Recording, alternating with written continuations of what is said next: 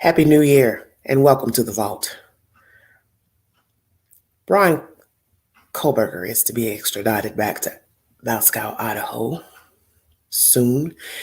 What I'd like to know, are there any other cohorts, co-conspirators, and has he committed any other crimes himself or with anyone else who has knowledge of the quadruple homicides that took place in Moscow, Idaho?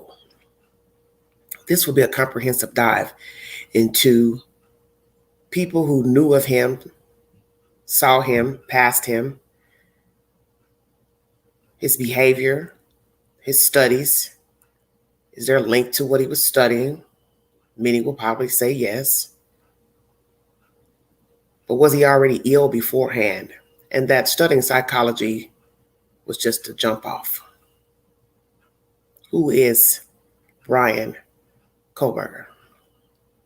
Did he have help in any form or fashion by a friend, relative, parent, sought someone out, or he is the lone killer? I will also play commentary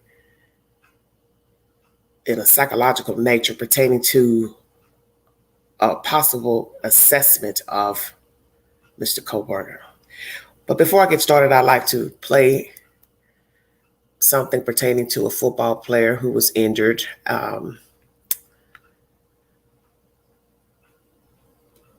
This is pertaining to Damar Hamlin. He suffered a cardiac arrest while playing football game, Buffalo Bills. He's 24 years of age, and he is currently in critical condition as I speak.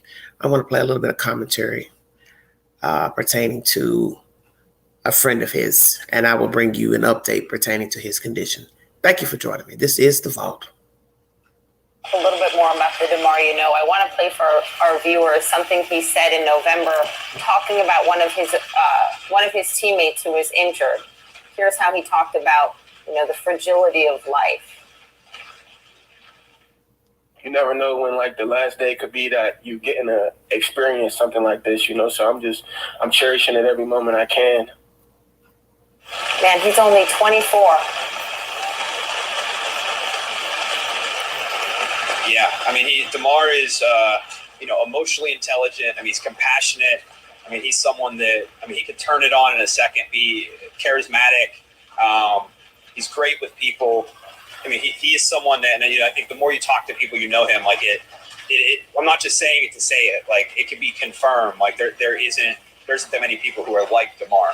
And for him, I view something like this as just another step along the way to his journey of inspiring more people.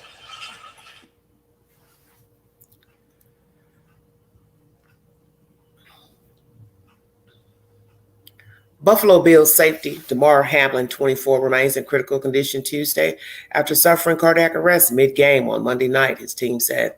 The NFL said the game between the Bills and the Cincinnati Bengals will not resume this week and that no decision has been made about playing it at a later date.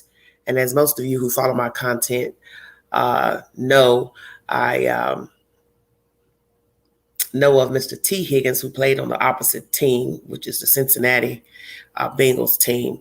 And I'm sure this is hard for many people who are related to Damar, friends, the league. And I'm sure this was hard watching also from the other teammates that played Cincinnati, because as this young man said, you never know when this may be your last game.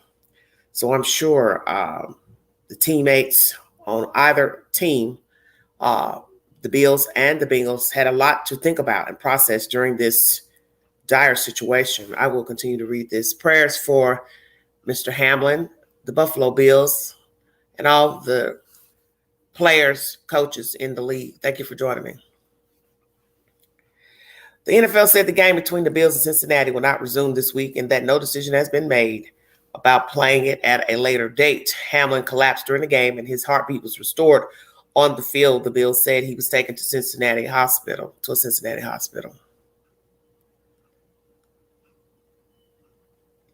University of Pittsburgh head football coach Pat Narduzzi released a statement following Buffalo Bills safety Damar Hamlin's injury on Monday. Hamlin played his college ball at Pitt.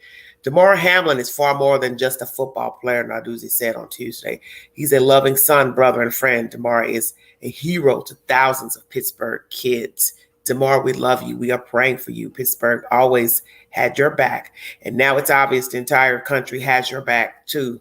On Monday night, Pitt's football team tweeted that Hamlin is the best of us. Once again, he remains in critical condition, suffering cardiac arrest mid-game on Monday night. He collapsed during the game and his heartbeat was restored once again, the Bills said, and he was taken to an area hospital. So far, the game between the Bills and Cincinnati has no set date. He remains in ICU, the Bills said. He's in the intensive care unit in critical condition. He spent the last night in the intensive care unit, remains there today in critical condition at the University of Cincinnati Medical Center. We are grateful and thankful for the outpouring of support we have received, and this is from the Bills.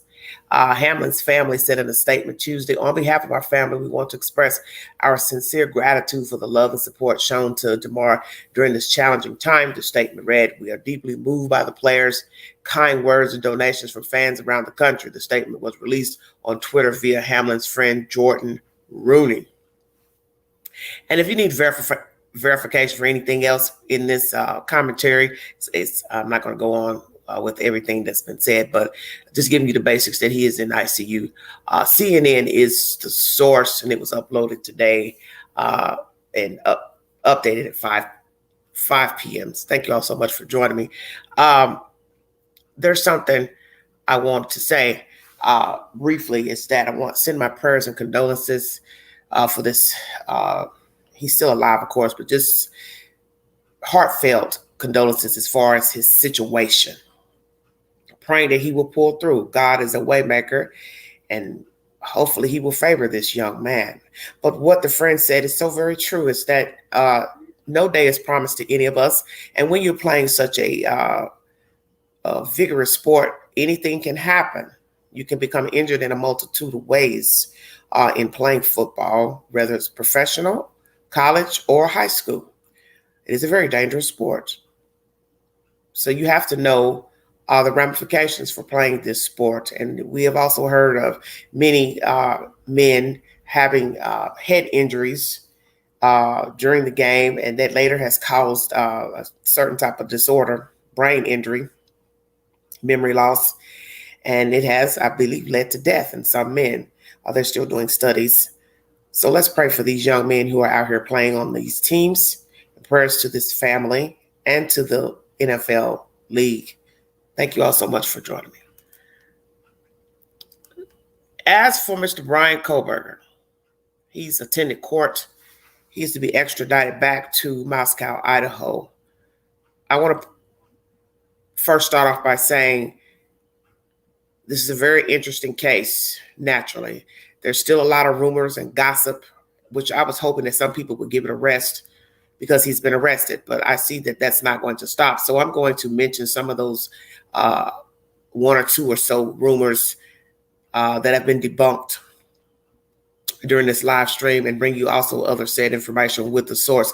If you have a problem with anything said during this live stream pertaining to a source, your best bet is to take it up with the people who wrote the article or the producers. I am just a deliverer of the message. I have no bearing on any said information brought forward by a lawyer, an attorney, a governor, whomever. At the end of this, I will give you my own commentary, which is my own opinion of the said information and how I feel about what's been given. Naturally, he is presumed innocent until proven guilty in a court of law. But I have a problem with the statement given by his parents pertaining to the victims, to their families. I will read you that said information.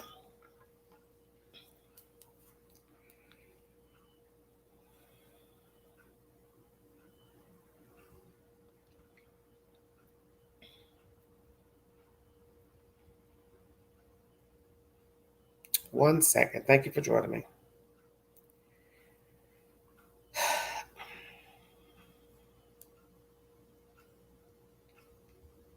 This is a statement released by Bryan Kohberger's family.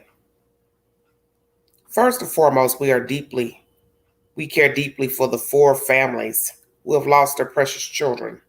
There are no words that can adequately express the sadness we feel, and we pray each day for them.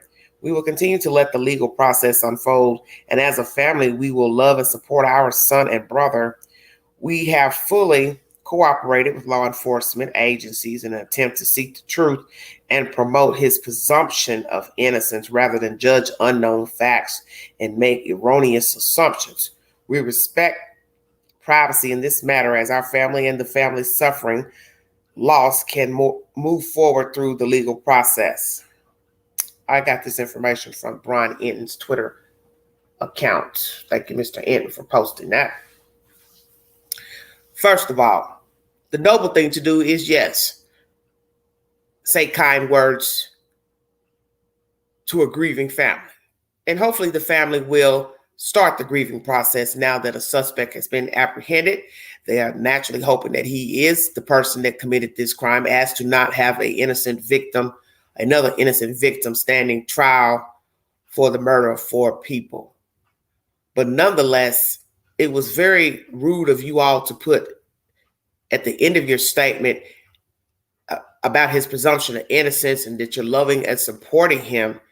At this point, I think you know, and it's not to be rude to you, but this is my commentary. Nobody gives a damn. How about that? All you had to do was just say, hey, we're praying for you. Sorry for your loss.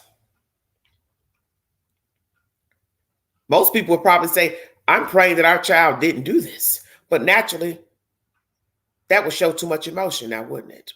But yet you use all these words, deeply saddened and all this type of nonsense. I'm just cutting to the chase because I'm just about over foolishness from all parties. Anything with 2 feet. Most people know how I rock. I don't do all that crazy extra stuff. And I read between what people say and how they act, because that's all I have to go on. And as I've told many people, the only thing you're worth is your word. You're not worth where you live, how you live, the size of your house, your condo, your apartment, your trailer, the designer duds you wear. You're only worth your word. That's all you're worth. So to send this half-baked note to the public that you're praying for these people, and then while you're praying for them, you're saying, well,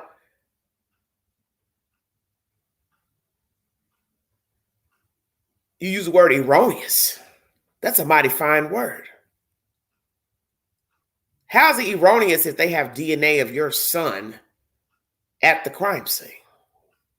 Obviously, you haven't been listening to what has been said about your son. They tracked your son down through genealogy, chart, let's say, which led them to find your son, which led them to watch your son, which led them to confiscate anything that would have his DNA on it, which then led them to send it into the lab. Mr. and Mrs. KB. I'll just call you KB because I don't really like saying the whole damn name. So what is it that you're confused about? So you think that they just made a mistake. Is that what you're saying? And I understand this is your child. You want to believe the best in your child. But the gist of the story is that you know Bryan better than anybody. You and your husband, the sister, brothers, whoever else is involved in this family unit, aunties, uncles, you all know him better than the victims, the police, Moscow, state troopers, FBI, law enforcement in Pennsylvania, the general public. You know him because you gave birth to him. You reared him.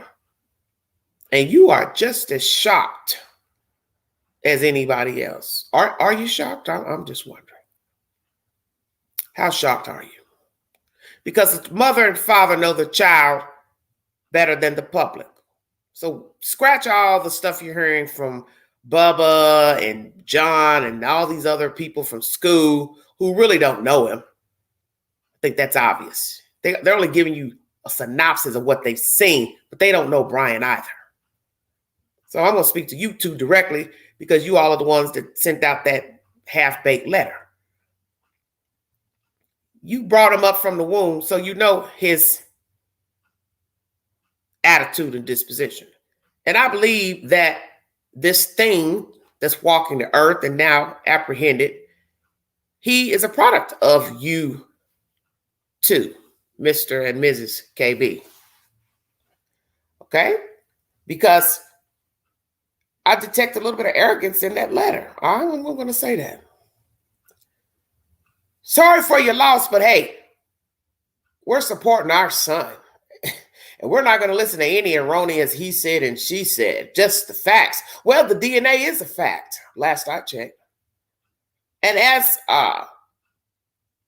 Mr. Joe has said, there's other things that people leave behind besides blood. There's other DNA that you can leave behind at a scene. And I don't have to name all those, just use your imagination. So what do you think Moscow police, state police, FBI have been doing the past 2 weeks? Just bored. They were just bored, I guess.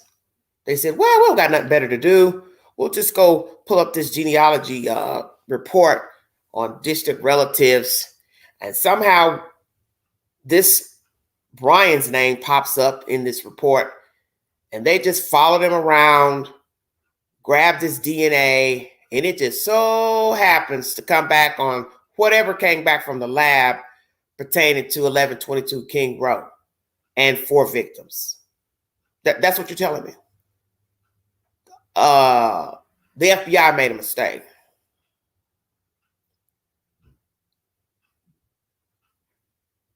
See, that's the typical response of somebody that's an enabler.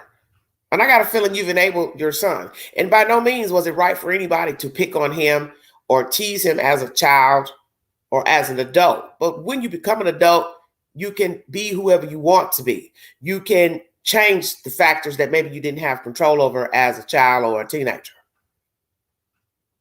So in the end, whether he was made a killer, born a killer, allegedly. He didn't have to kill those kids. How about that? Allegedly. Because I don't need you suing the queen. Because I don't have no money. So I'm just going to say allegedly. But I don't really have to use it allegedly because there's DNA.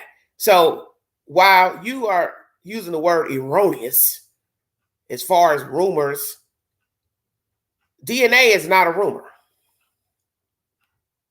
Yes, exactly. These are the Watts and the Laundries. This is the other new breed coming from the East Coast.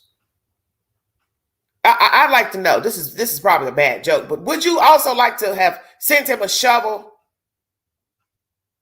Since allegedly Mrs. Laundries want to help her son bury Gabby Petito, maybe you all would have lent a hand as well. Shut up, Quinn. The point is, I don't like the commentary in the letter. That's my opinion. Because you can't send condolences to somebody and in the same breath toot your own son's horn. That, yeah, we're supporting him and we love him and he's a brother. Why would I care about that? And I get it. You may have had nothing to do with these crimes. You may have had no knowledge of the crimes. This is your child. You gave birth, reared him, blah, blah, blah. I get it. I get it. We have all aided people in wrongdoing, mischief, mayhem, sinister behavior. But I can judge because I'm a human being. And to me, murder just ain't the same as petty theft. Some would even say, hell, it ain't even the same as defrauding somebody. Even though people have done it and taken millions of dollars from people. But murder is just a little bit different. Because you're taking a whole life. You've taken, past tense, a whole life. And I'd like to know how you would feel if someone had murdered Bryan and put out a public statement and worded it the way you worded it, and let me see how you would feel pertaining to your mutilated son. You probably wouldn't feel too good, and you may not have been too perceptive of the letter coming from that person's parents. And I think he's the way he is because of you all. I think you all are possibly arrogant and cocky and narcissists too, and you bred a narcissist. He has a grandiose demeanor. That's been said about him. A right fighter. Some of us have those qualities too, but we haven't murdered people, such as the commentary I brought the other day. A psychopath doesn't necessarily make a murderer, and a murderer doesn't necessarily make a psychopath. You could be a psychopath, sociopath, and not murder. You could be a murderer, but not a psychopath or a sociopath, if you get my drift. So what did you bring here to the earth? A sociopath or a psychopath? Or he's neither?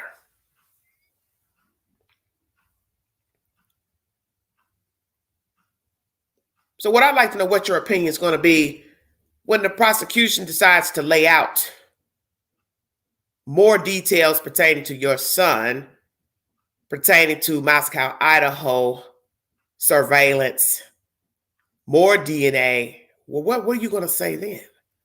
No, y'all got the wrong one. I think you need to check another Kohberger. Was that what you're going to say? So when they tell you that blood is mixed in, possibly his blood, hair, skin, under the victim's fingernails, how are you going to explain that? As I was listening to the commentary today, it's not just skin under a person's fingernails, but also blood. And that makes sense. If a person scratched another human being, it's going to be both. Exactly. Skin and blood. So what are you going to do when they come back and tell you, the stats come back and tell you that, the facts come back and tell you your son's DNA is under a dead person's fingernails, blood and skin. You're going to say what? Oh, they got that wrong. Okay. I don't have anything else to say about you all. Not right now. Because that little letter was enough for me. Let's go to Pennsylvania and hear what they had to say in court. ABC 6 Philadelphia is the source. Thank you for joining me. This is The Vote.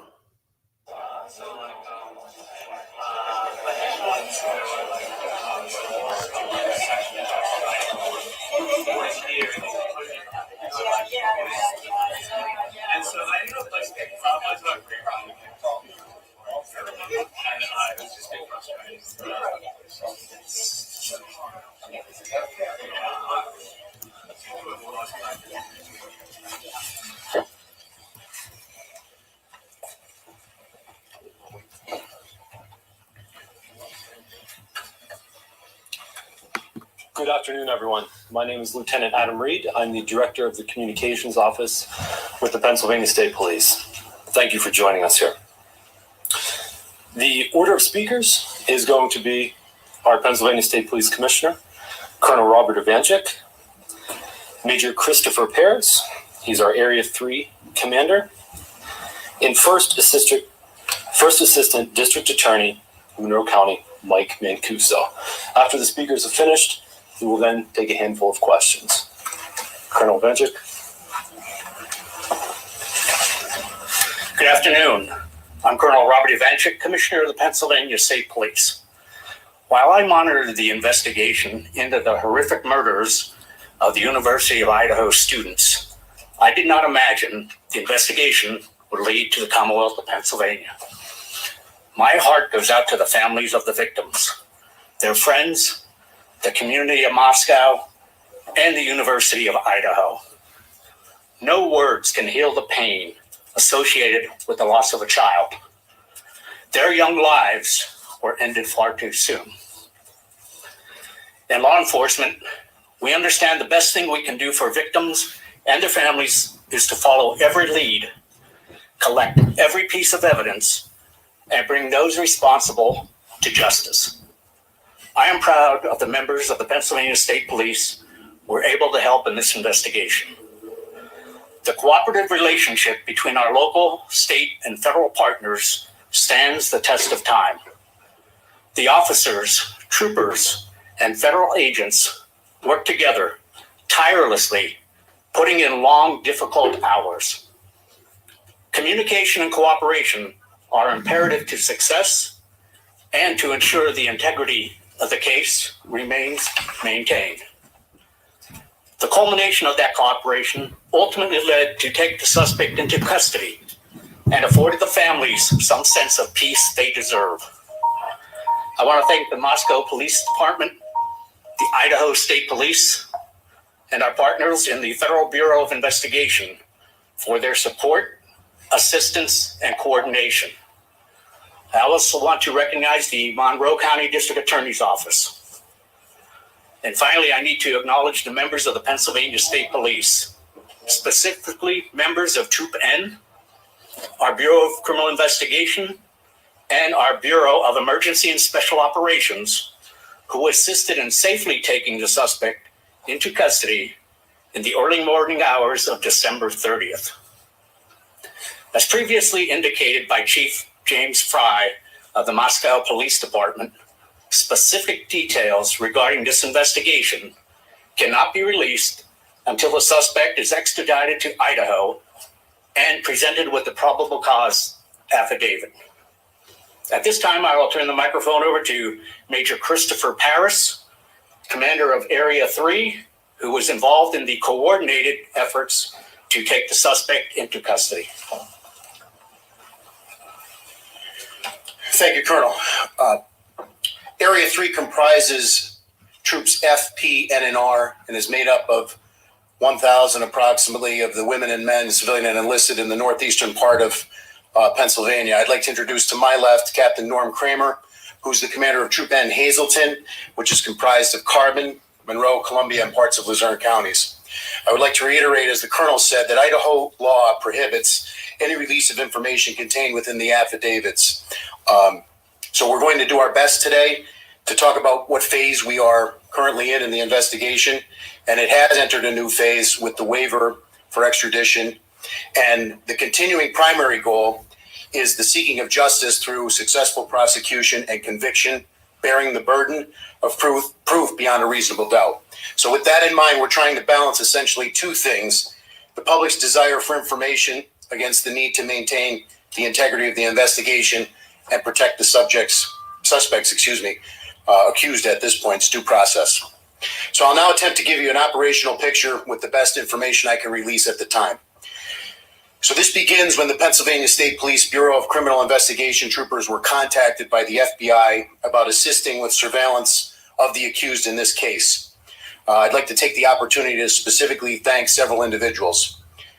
Special Agent in Charge Jackie McGuire and Assistant Special Agent in Charge Dave Carter from the Philadelphia Field Division, as well as Supervisory Special Agent Bill Vigorito of the Scranton RA. We're very lucky in PSP to have a collaborative relationship with the Bureau, both in Pennsylvania and beyond, and their people are absolutely excellent. So as the investigation progressed, Troop N Criminal Investigation Section, commanded by Captain Kramer over my left shoulder here, began to collaborate with authorities in Idaho. Specifically, I'd like to acknowledge Lieutenant James Curto, who is here today, Sergeant Anthony Ferdinand, Corporal John Chulak, who is not present with us, and Troopers Leary and Knoll, who are here with us today. It was through this collaboration and the charges pending in Idaho that those troopers were able to obtain search warrants and a fugitive from justice warrant that was prepared here in Monroe County for the location in Chestnut Hill Township and the fugitive from justice warrant for Mr. Kohberger, respectively. I'd like to acknowledge the Monroe County District Attorney, David Christine, as well as First Assistant Mike Mancuso and their entire office. The support that we received was absolutely excellent. Once those warrants were obtained, the Bureau of Emergency and Special Operations, BESO, coordinates our Special Emergency Response Team, CERT. They were selected to serve those warrants, the 3 search warrants and the fugitive from justice warrant. To define what CERT is, it's a full-time tactical team maintained by PSP to deal with high-risk warrant situations, barricades, and other incidents requiring specialized tactical training or other capabilities. From their perspective, we essentially task them to go out and serve a arrest warrant for someone accused of a quadruple murder. They're activated several hundred times a year throughout the Commonwealth. We don't typically hear of their work in a forum like this because they serve the warrant, the person's taken into custody, and they go about their assignment. They are the ultimate professionals. It's a volunteer team. They're highly trained and highly motivated. Captain Norm Kramer over my left shoulder was assigned as the top comm for the CERT activation, which means he was responsible for coordinating our tactical preparations. So tactical assets were then staged in the county, in Monroe County, into the evening of Thursday, December 29th, last Thursday. And in the early hours of Friday, December 30th, those warrants were executed at the location. Mr. Kohberger was taken into custody without incident.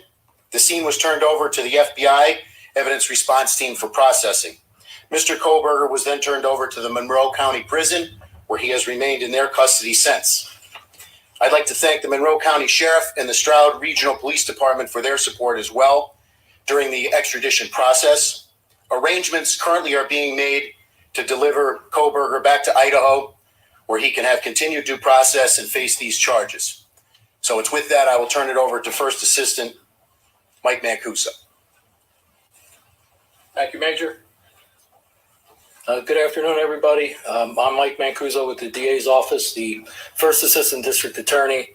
I want to give my condolences to the families of the victims out in Idaho for their loss. It's my sincere hope that this marks a clear step in the right direction of effectuating justice for those folks. My office's role was relatively recent. We weren't advised of the presence of the defendant in our county until only a couple days before the apprehension of the defendant. But when we were told, we came together and worked very closely with Captain Kramer, who did an excellent job in almost like a clockwork operation. Part of my duties were to ensure that 3 separate search warrants were issued. Those affidavits attached to those search warrants are still under seal, so I can't discuss their contents with you. But one was for the person of Mr. Kohberger, collecting DNA and photographs, that sort of thing. One was for the white Elantra vehicle, which I understand has been seized and is being processed. And one was for the address, the residence itself that he was living in with his family. I was at the scene, and I have to say that Major Paris and Captain Norm Kramer did an outstanding job in coordinating the efforts, not only of the numerous Pennsylvania State police troopers there, but officers from other jurisdictions and disciplines within those jurisdictions to make this a very smooth, highly competent professional operation. It is a quirk, apparently. It's not in the norm of the states I'm familiar with that Idaho does not release their probable cause affidavit in support of their arrest warrant until after their defendant is returned to that state. But having read those documents and the sealed affidavits of probable cause, I definitely believe that one of the main reasons the defendant chose to waive extradition and hurry his return back to Idaho was the need to know what was in those documents. So that's a significant development. Beyond that, looking at the scope of the situation and the ties this defendant has to my county, I would hold our office at the disposal of the Idaho authorities to help facilitate a complete background investigation into the defendant, both activities prior to the murders, occurring within the Commonwealth of Pennsylvania and his activities after the murders in Pennsylvania. So we stand ready to assist with that effort on an ongoing basis. Thank you.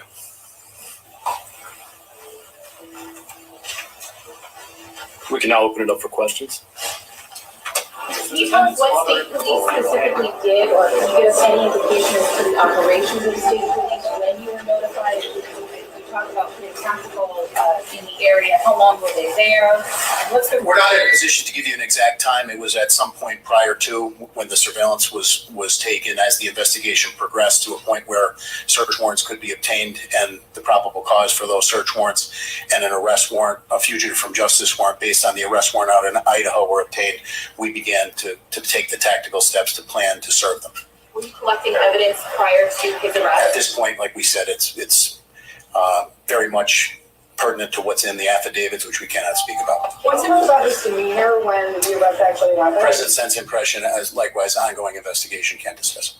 How, Robin, how is Kohberger being transported back to Idaho? Those arrangements are being discussed right now, as well as the logistics. The court order says, those of you who heard it today, it's within the next 10 days, so we're currently working on that in coordination with authorities out in Idaho. Sorry.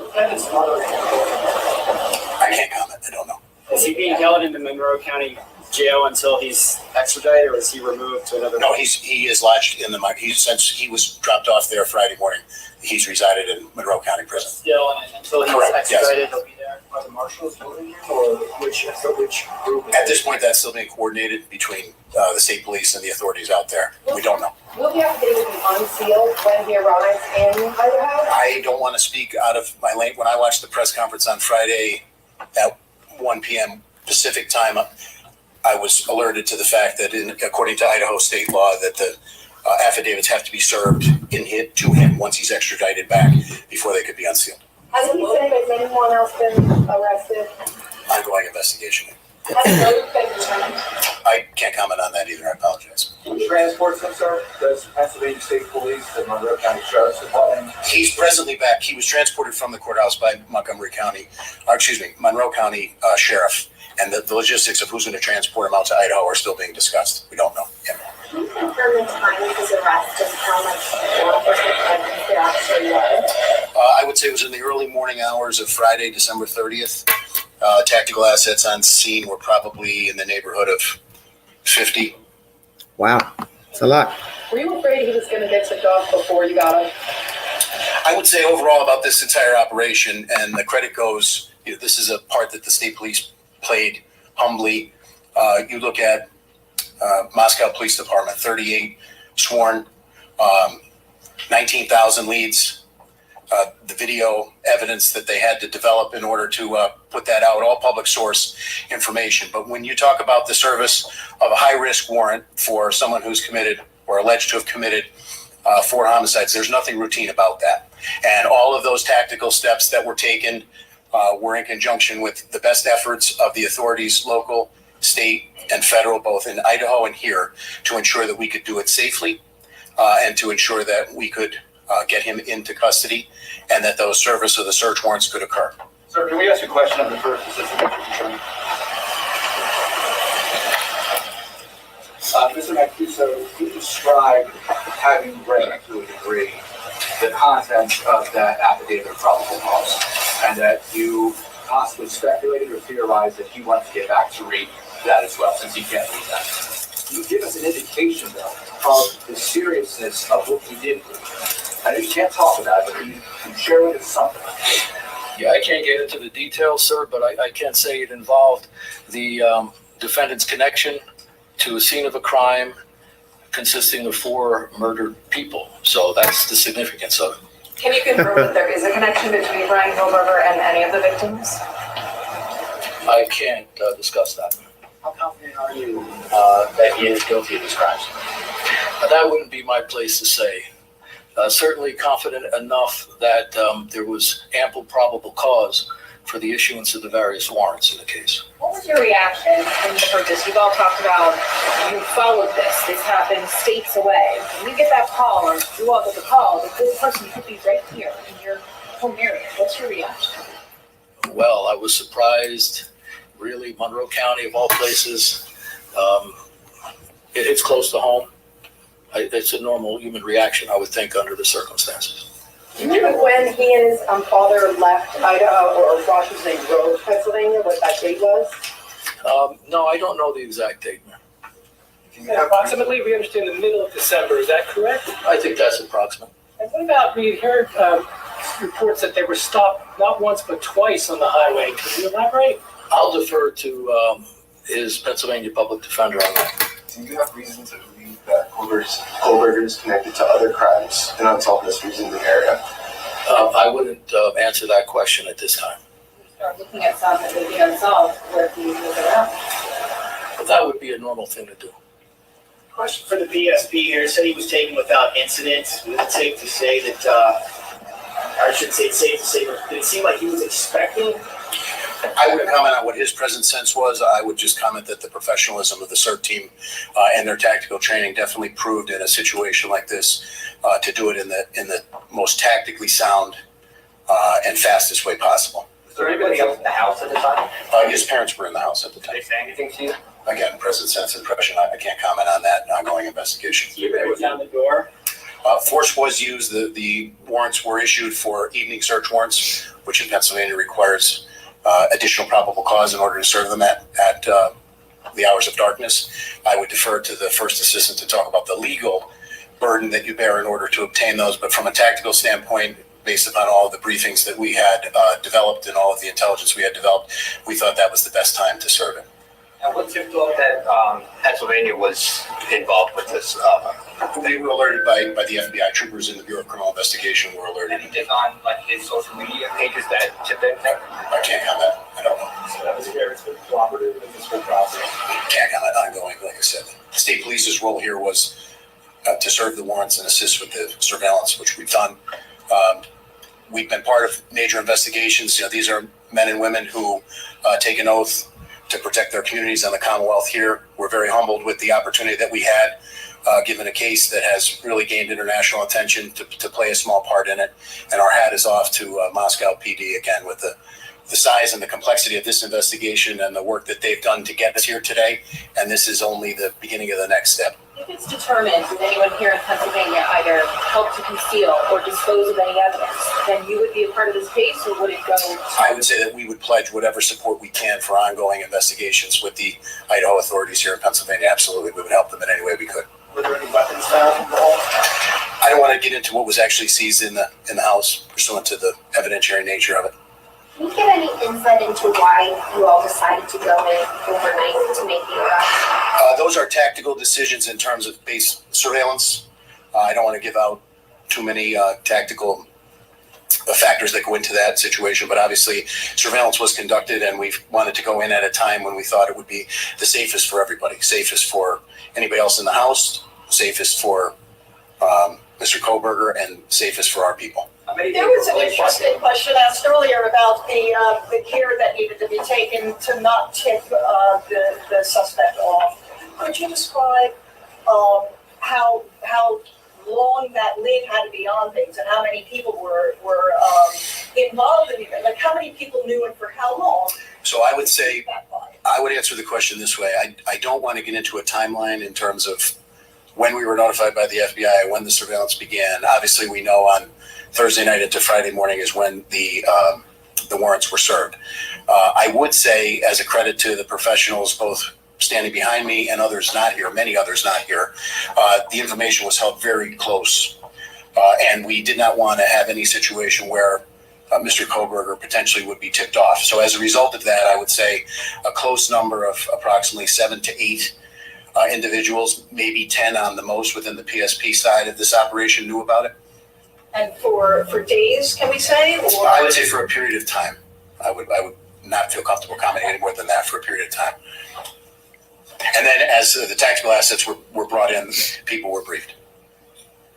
The movement plan is finally decided. Will there be an announcement? Not from the state police. So we would defer to Moscow and the authorities in Idaho. Starts leaving Pennsylvania. We have security concerns now, obviously, to move any prisoner. Anytime you move somebody from a secure prison to another place, we don't want There won't be an announcement from the state police in terms of those logistics, but they're being worked out right now. Can you confirm best guess when you think he might be moved roughly? Tomorrow? We would like to do it as soon as possible, but the court order says 10 days. We have 10 days to coordinate it. Can you totally be on a plane tonight? Is it possible he could be on a plane tonight? That's a possibility, right? I can't. I would think that's probably not likely. A private plane, or would you fly commercial? We're looking into that right now. Can you confirm or deny that a window was broken in order to gain access into the home? There were multiple windows that were broken, I believe, to gain access, as well as multiple doors. I think the video of the house after the fact confirms that, and that would all be part of the tactical plan based on the floor plan of the house, etc., and what the CERT operators would do to serve those warrants. Was the suspect on your radar before, and are you looking at any connections? I wouldn't comment on that based on the ongoing nature. But how about did he have a criminal past? According to the UJS, I didn't see anything. I can't comment on a person's criminal history during an ongoing investigation. Sorry, Mr. Mancuso said that you stand ready to assist in giving a complete background of the defendant. What specifically is law enforcement interested in? That'll be the last question after Mr. Mancuso answers. In any case of this nature, and I've prosecuted a fair share of homicides, double homicides, that sort of thing, you want to look at any evidence of possible motive. You want to look at any evidence of a pattern, of modus operandi or method. You want to get into the subject's character, mental state to the best you can, that sort of thing. So it'll be an all-encompassing effort, which we stand ready for. Okay. How many people? We have our ways. Okay, thank you. That's great. Thank you. Thanks, everyone. All right, everybody. Very comprehensive information coming out of Pennsylvania. ABC Philadelphia is the source if you need verification.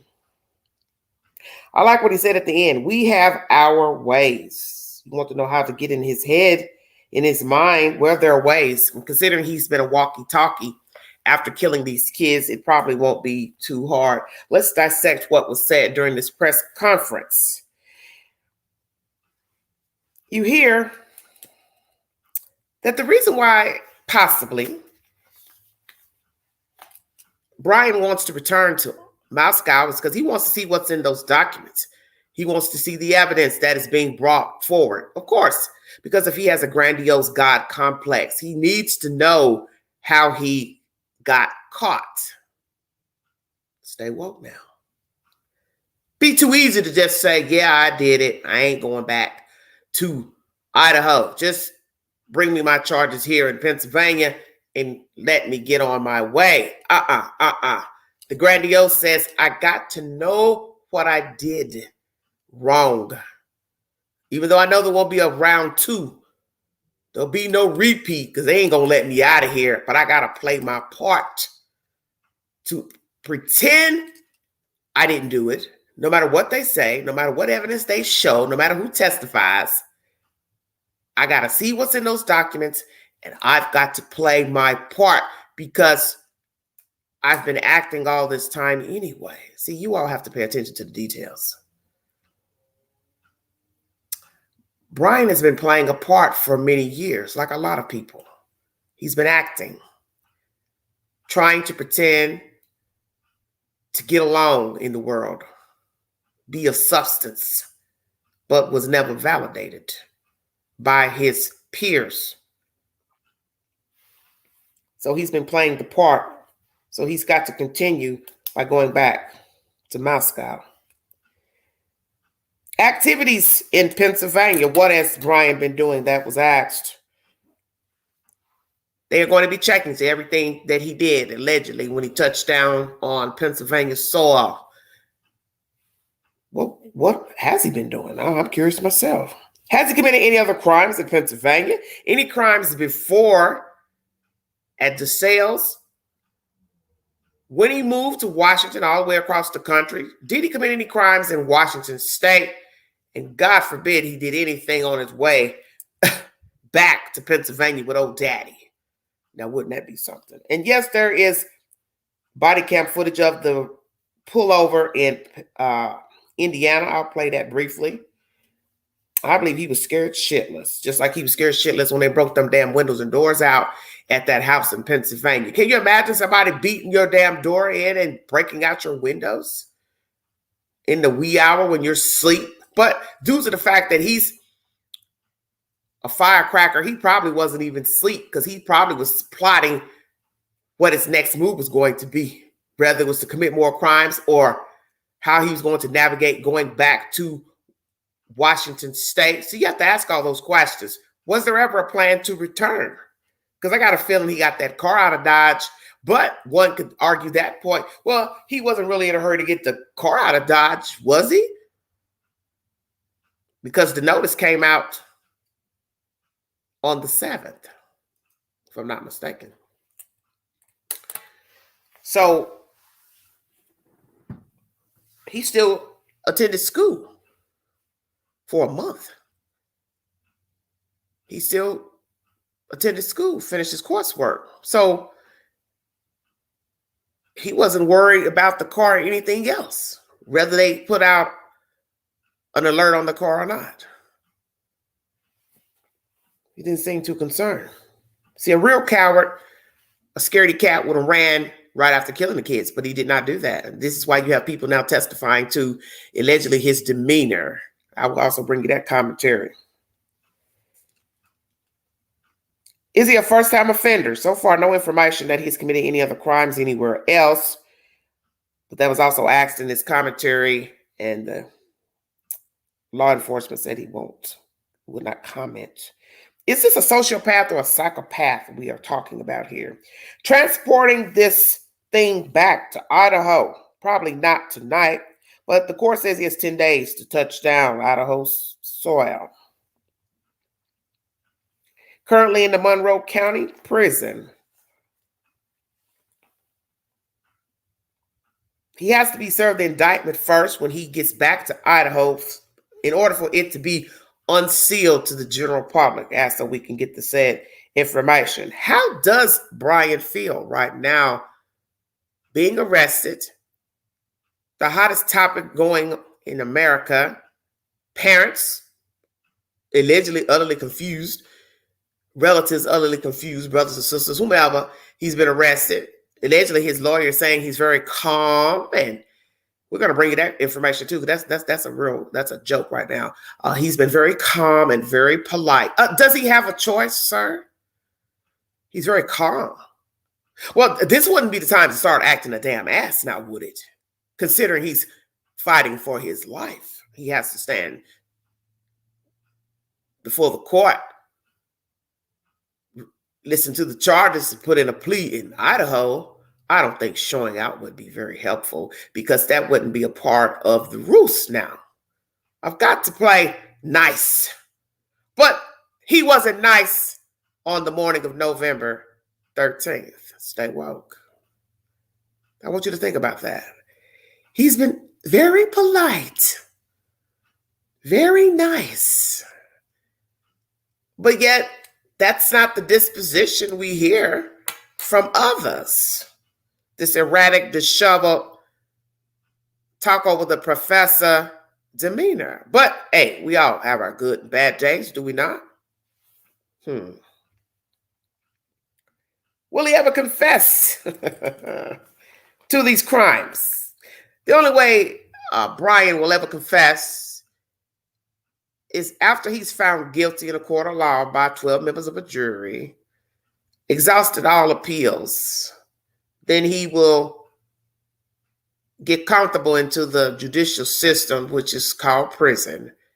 And then I believe that's when he would tell the truth of how he came to be this walking monster, walking, talking monster that killed 4 kids. And God forbid he has not killed anybody else. Connection to the victims, can't say. Stopped by the police 2 times in the state of Indiana. Unsolved crimes, that was asked in the Pennsylvania area. This official says it would be normal for them to inquire. Thank God.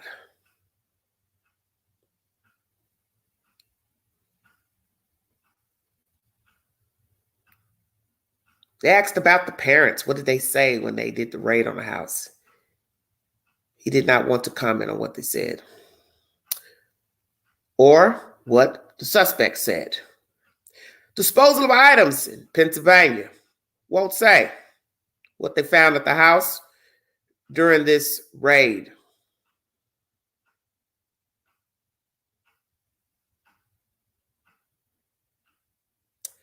What was seized from this house?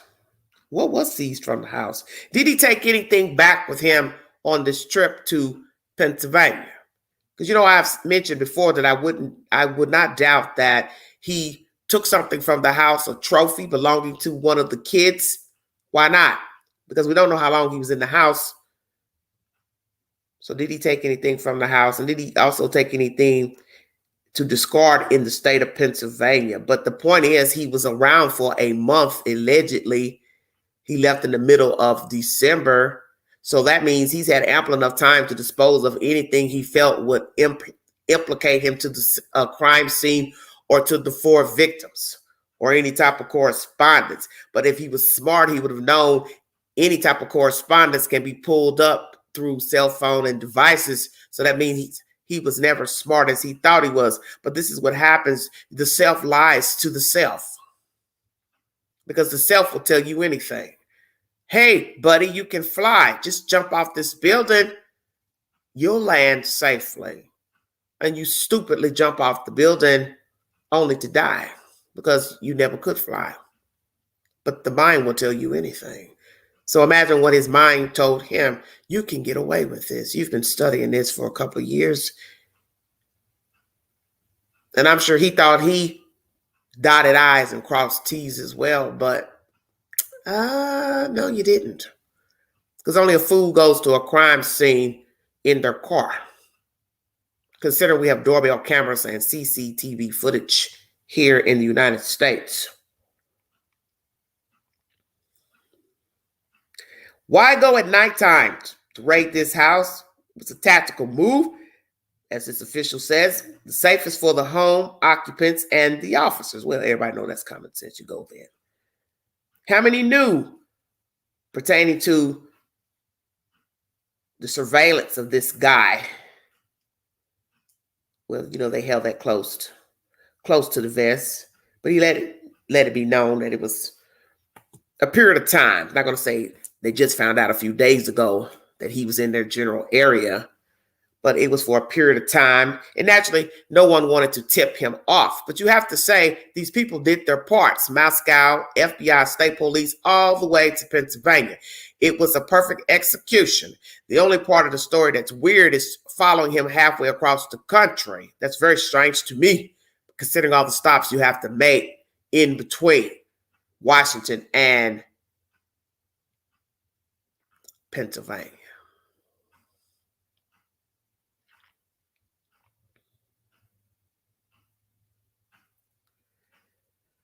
Will he leave tonight? The official says possibly not, but once again, the court mandates 10 days of getting him on Idaho soil. Multiple windows were broken out and doors were broken out naturally to secure this home as to apprehend the suspect. Criminal past mentioned pertaining to Bryan. Officials said he couldn't say. What they're going to be looking at now pertaining to the alleged suspect is his character, mental state. And the reporter asks, well, how are you going to do that? And he says, oh, we have our ways. Very interesting. Are there any other cohorts, co-conspirators? We get information that the father said this was a pre-planned trip. So I would like a receipt to our airline tickets. I will bring you commentary from Law and Crime Network pertaining to that question. But the Queen wants a receipt, because I do find it, yes, very interesting that you would fly out to see your son on this pre-planned trip to see what the grand states of America as what? A bonding moment. So conveniently, you want to bond with this boy after he done sliced up 4 people. Excuse my expression. We need not mince words because we're all adults here.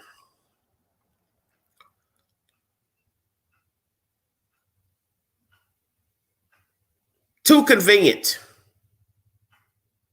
But who's to say?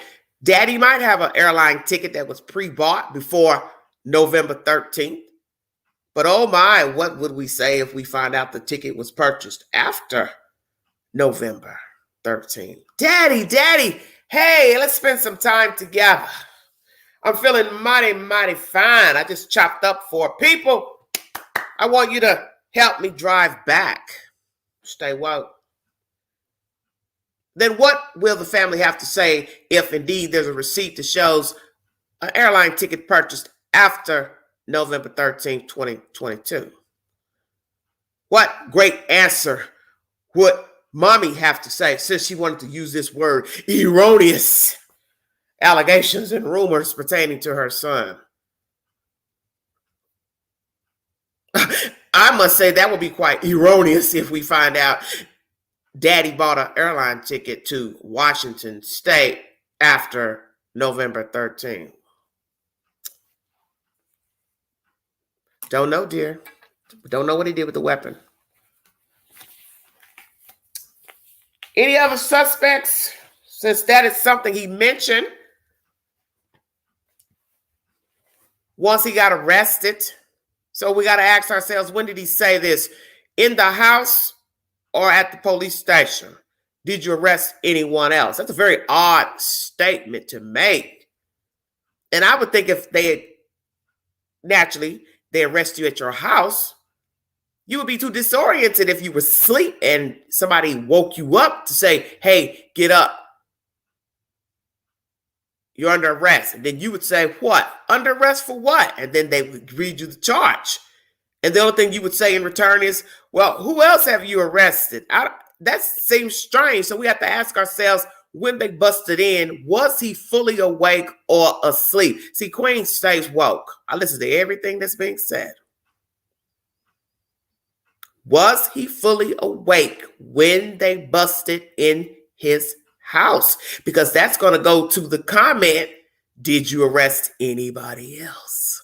Now, this is where the plot thickens. If indeed baby boy was sleeping, then he wouldn't have had time to come up with a savvy answer or reply. Then that would lead you to believe he could have a co-conspirator. Oh, my. Now, imagine everybody's sigh of relief that you have Mr. Bryan Kohberger, but what if there is somebody else, plural, who was helping him write the script to kill the kids? Getaway driver. See, you don't know. That's why I need to know, was he fully awake when they did the raid? Because I don't think he'd have time to come up with a ruse if he was half asleep. We will see. Has he committed other crimes? Let's get an update pertaining to this story, and I'm going to read you ex-FBI agent Jennifer Coffin-Daffer's commentary on his relation to other crimes. Thank you for joining me.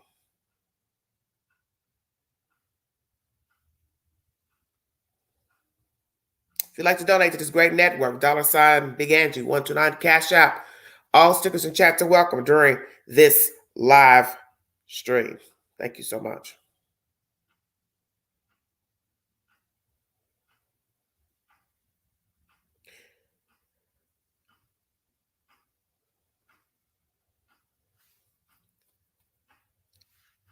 Let's go ahead and play some of that information about the Indiana body cam.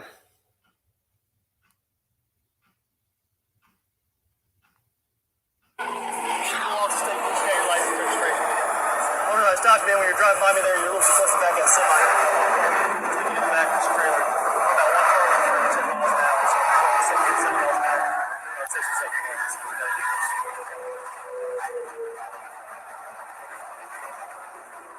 That's it? Yeah.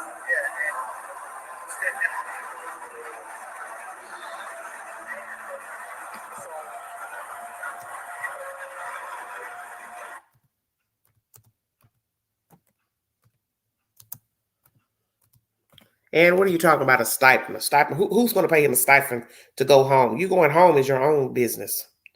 You guys talking about a trooper?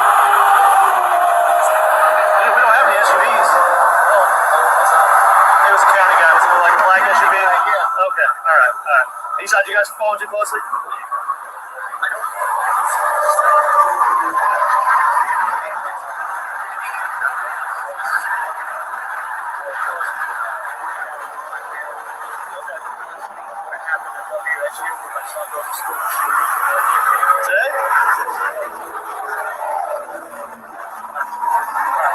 Well, I'm not going to give you guys another ticket or warning if you just got stopped. Just make sure you give yourself plenty of room, okay?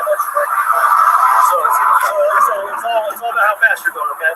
So if you're going 10 miles an hour, you only need one car. If you're going, so speed limit, you're 7. If you're going 7 miles an hour, you need 7 cars. Yeah, that's the easy way to explain this. All right. This keeps cutting off here.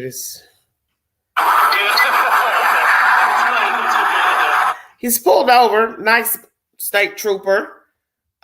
What's interesting is, Daddy, why are you mentioning that he went to school or where he goes to school? You're in an entirely different part of the universe.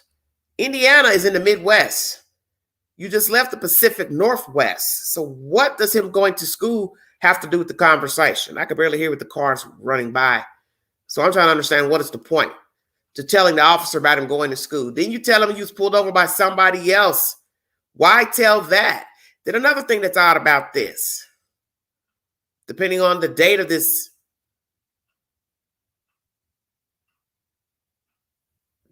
the alert hadn't already been out about the Elantra at the point of this body cam footage. So I would assume, Bryan, you were scared shitless when you got pulled over this second time. That's why you were leaning intently, listening to what the officer had to say, because the officer was on the passenger side of the vehicle, and you will see the father, gray-haired white man, sitting in the front passenger seat. And Bryan, I know you were scared to death because you're trying to figure out, why the hell am I pulled over now twice? But then you probably felt vindicated.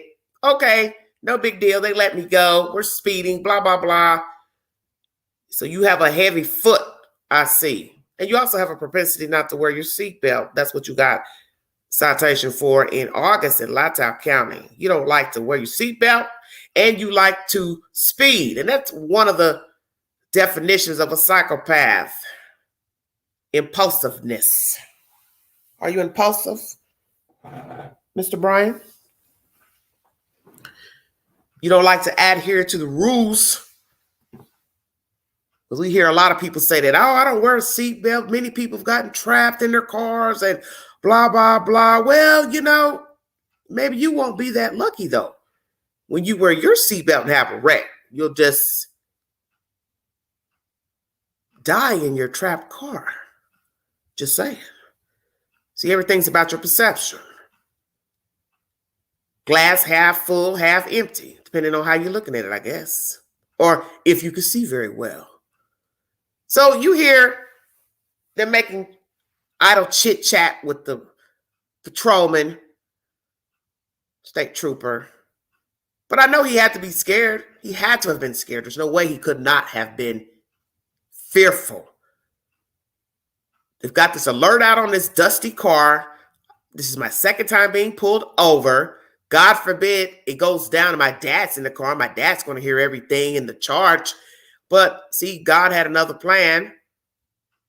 He still gave you a pass and let you get on to Pennsylvania. So God still favored you, Bryan. Because they had to continue this investigation to make sure they were, yes, dotting all I's and crossing all T's, asked to bring forth this murder charge against you. And now you are eager to return back.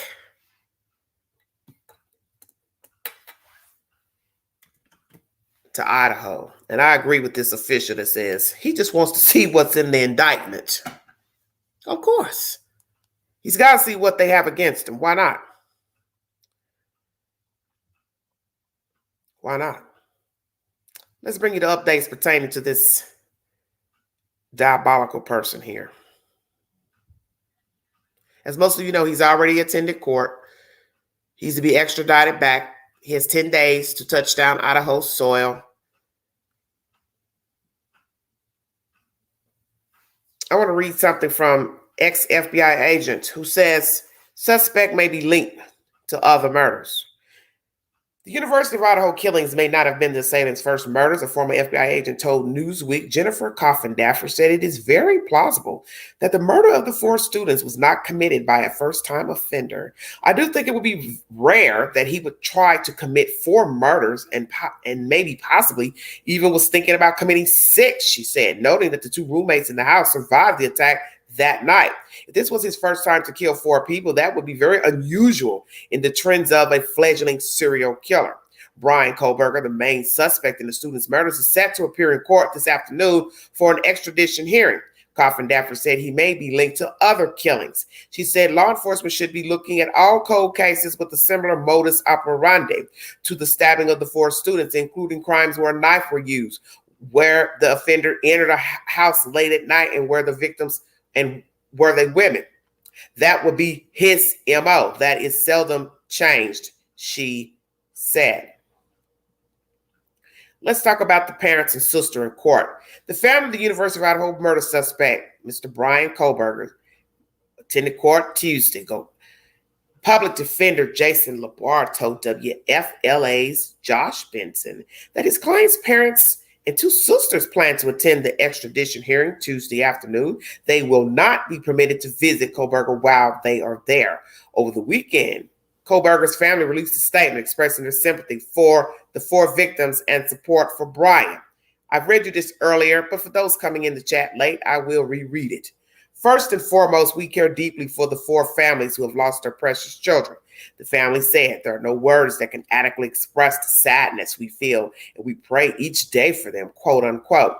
The family said they will continue to let the legal process unfold and said they will love and support our son and brother. We have fully cooperated with law enforcement agencies in an attempt to seek the truth and promote his presumption of innocence rather than judge unknown facts and make erroneous assumptions. Oh, I love that. Erroneous assumptions. The statement continued. We respect privacy in this matter as our family and the families suffering loss can move forward through the legal process. Police reportedly identified University of Idaho murder suspect Bryan Kohberger through DNA from a public genealogy database, according to ABC News. A source close to the investigation told CNN that law enforcement was zeroing in on Kohberger being in and around Pennsylvania right before Christmas. Moscow, Idaho Police Captain Anthony Dollinger told the Associated Press that investigators obtained samples of Kohberger's DNA directly from him after he was arrested. Okay, great. Local police said the FBI tracked Kohberger to Pennsylvania through his vehicle. Moscow, Idaho police announced in early December that they were looking for a white Hyundai Elantra seen near the scene of the victim's home around the time of the crime. FBI surveyed the home at the foot of the Pocono Mountains for 4 days before Kohberger was arrested.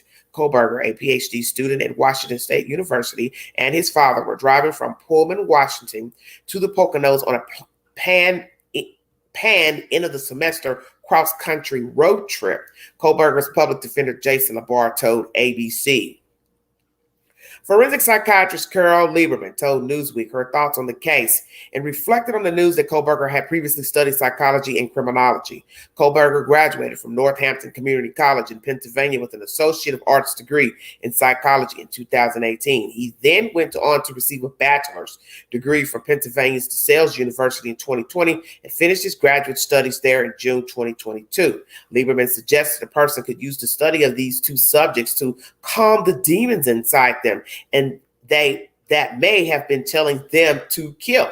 She also suggested that by studying these 2 subjects, the accused could have used it as an opportunity to learn how to commit the perfect crime.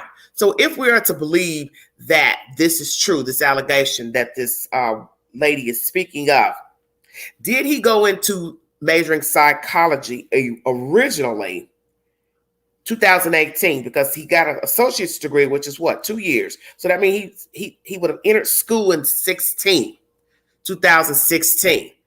We're now just running into 2023. So you're talking about at least 7 years. So what am I to believe about this madman? He's been contemplating death for someone, somebody, plural, and this has been going on since what? High school, coming out of high school. He told himself what? I'm ill, I'm tainted. I'm going to go ahead in the psychology department, criminal department, to try to, as someone said, basically figure out who he is. Not exactly who a killer is, but who is Bryan Kohberger. Could it be he studied these subject matters because he knew he was tainted, he knew he had awful thoughts, he knew he was enraged, he knew he was bitter, angry, impulsive, out of control, needing validation from others. So he decided to study, or did something just go vastly wrong during his studies of psychology and criminology? Very interesting.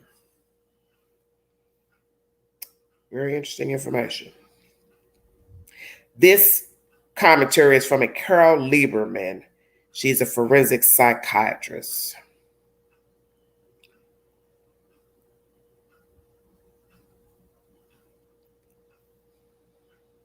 Former FBI agent Jennifer Coffindeffer has told Newsweek that investigators are likely to have very strong evidence against Kohberger for his accused crimes. She noted that as the Idaho case has been highly publicized, police would not have announced an arrest and the accompanying charges unless they completely believed that this was the person who committed the crime. She added, "We obviously know they have at least that threshold of probable cause met because a judge has signed off. But I think beyond that, they have very strong evidence." Questions still remain regarding the killing, as authorities are still searching for the murder weapon that was used to stab all 4 victims. Police have also not outlined what they believe the motive behind the crimes was. Kohberger's attorney has called for the public to reserve judgment until the case is resolved.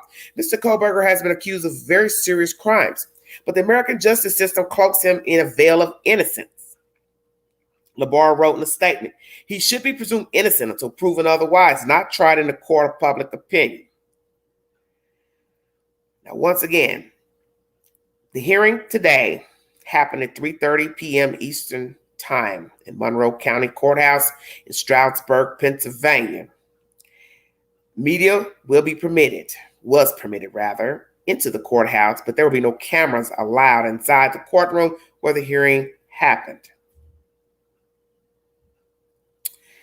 Reporters were allowed inside for first come, first service basis. And this is in line with the Pennsylvania Supreme Court rules. Despite this, some media outlets have said that they may have access and will be providing live coverage of the extradition hearing, which I have played in this live stream. Feel free to go to my community board to see the actual visual of the live stream. ABC Philadelphia, at least ABC 6 is the source.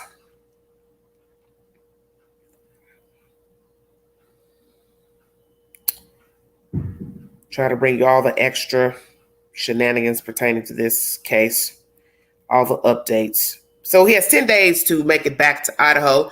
They are working on deciding on how they're going to transport Mr. Bryan, either by plane or whichever. I can't see anybody riding him all the way from Pennsylvania by bus, because that would take too long and be too risky, trying to aid a killer, having to eat, go to the bathroom, all of that. So they're going to have to work on extradition purposes. I would assume an airline would be the practical and feasible way to get him there. Making sure I bring you all the latest updates pertaining to this interesting case.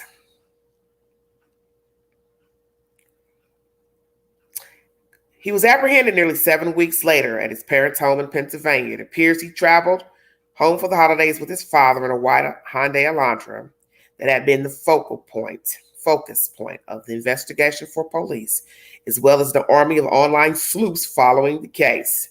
once again, his attorney has said, Mr. Jason LaBar, said that his client is eager to be exonerated of these charges, describing him as calm ahead of Tuesday's hearing.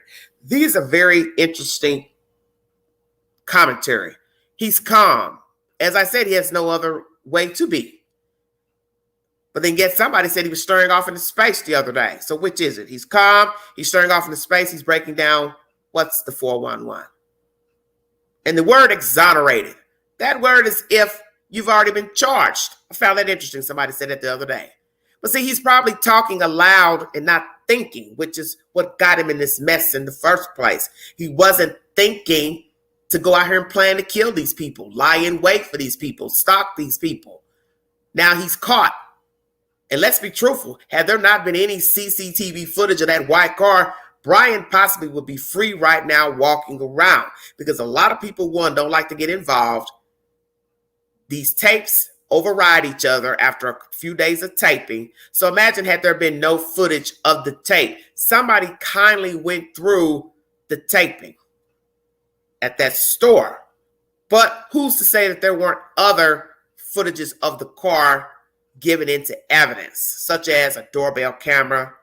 We won't know until they read off the information from the arrest, what other evidence they had against him pertaining to the car.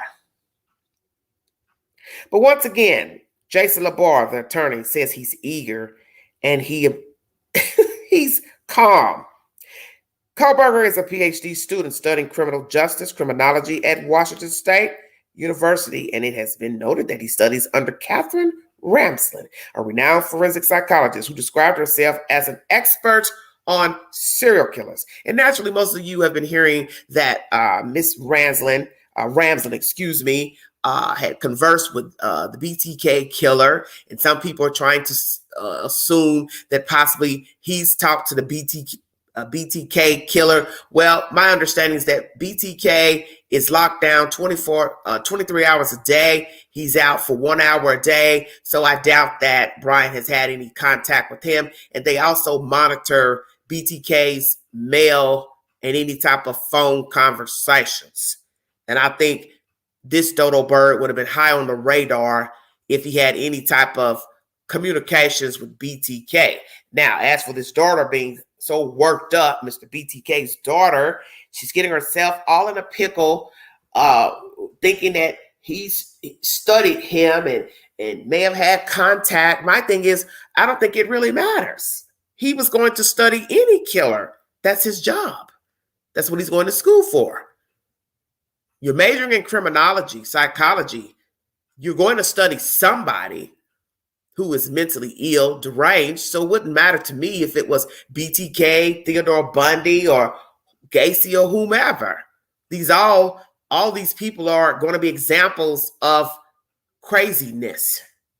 So I wouldn't have gotten myself worked up worrying about any type of correspondence with BTK, because in the end, I believe we're going to find out that the issues with Bryan happened a long time ago.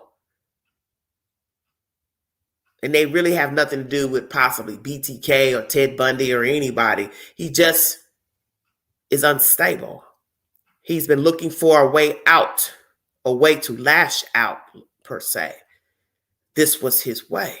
I think it was a combination of surroundings, genetics, being teased, bullied, feeling inadequate, feeling awkward, not feeling validated by others, girls, women, not being perceived the way he thought he should be perceived by the public. See, your viewpoint changes in life depending on how you've been treated. I think most people know this. This is where you get all your old OCD tendencies. How many people get PTSD? It's from the things you've gone through in life. That perhaps that's what has happened to Bryan. He's been searching to be something that he's not or wanted to be, that he feels like he deserved. So now it was payback. I gotta give these people back what they gave to me. Incel, possibly. Angry, most definitely. And as I brought you commentary from the FBI, That anger is the main source that drives most serial killers. That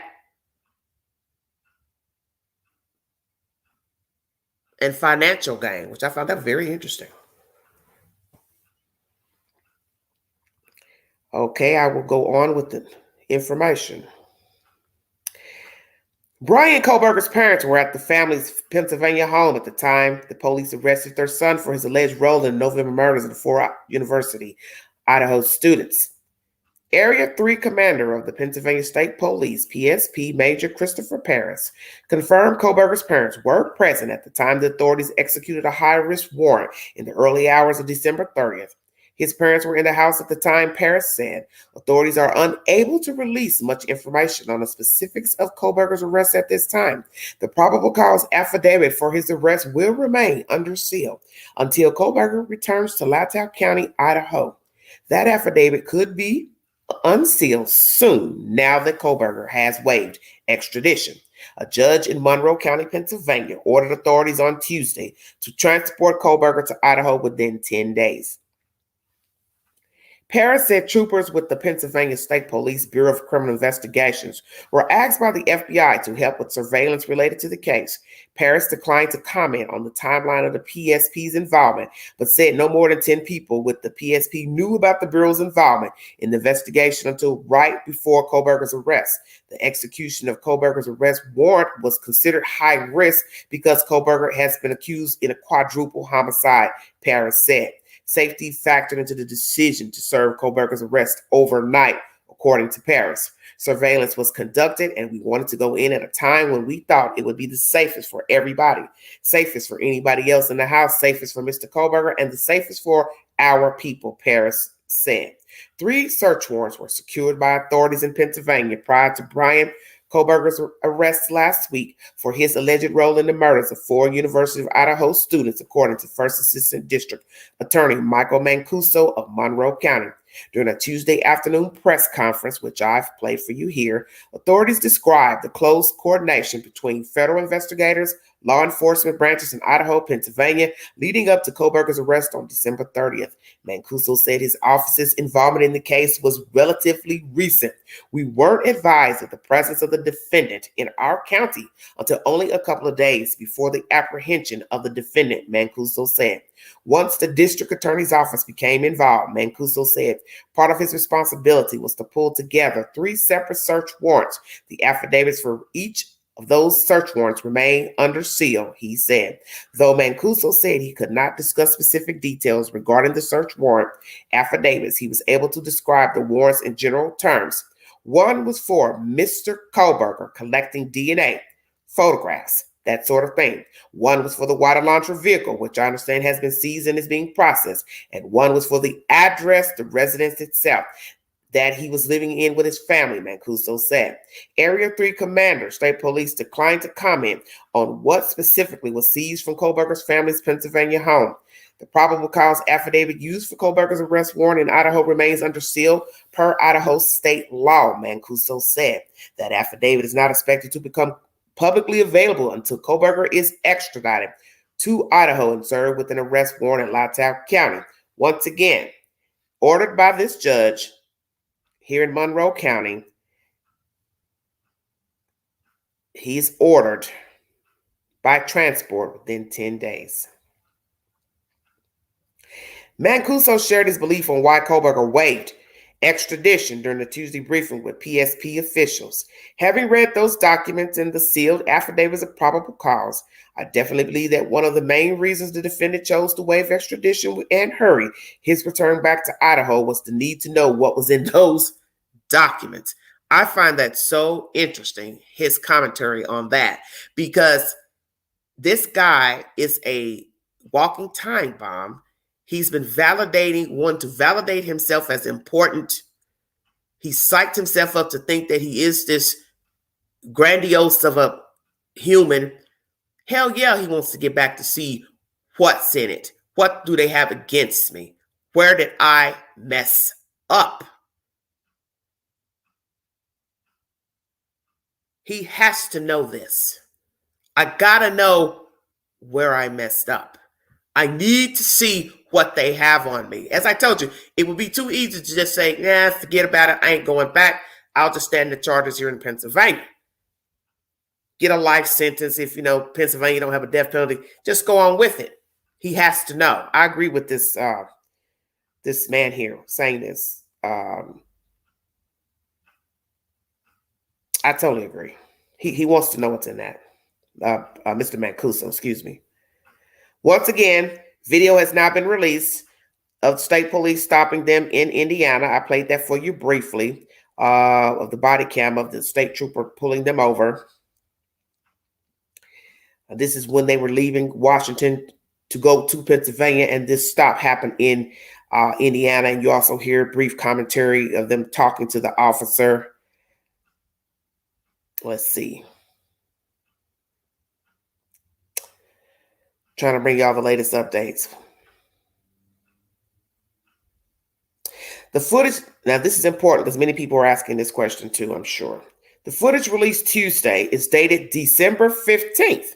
It shows an officer approaching the vehicle from behind and greeting the two individuals in the front seat. The driver was later identified as Kohberger. So Bryan was driving and his dad was in the passenger seat.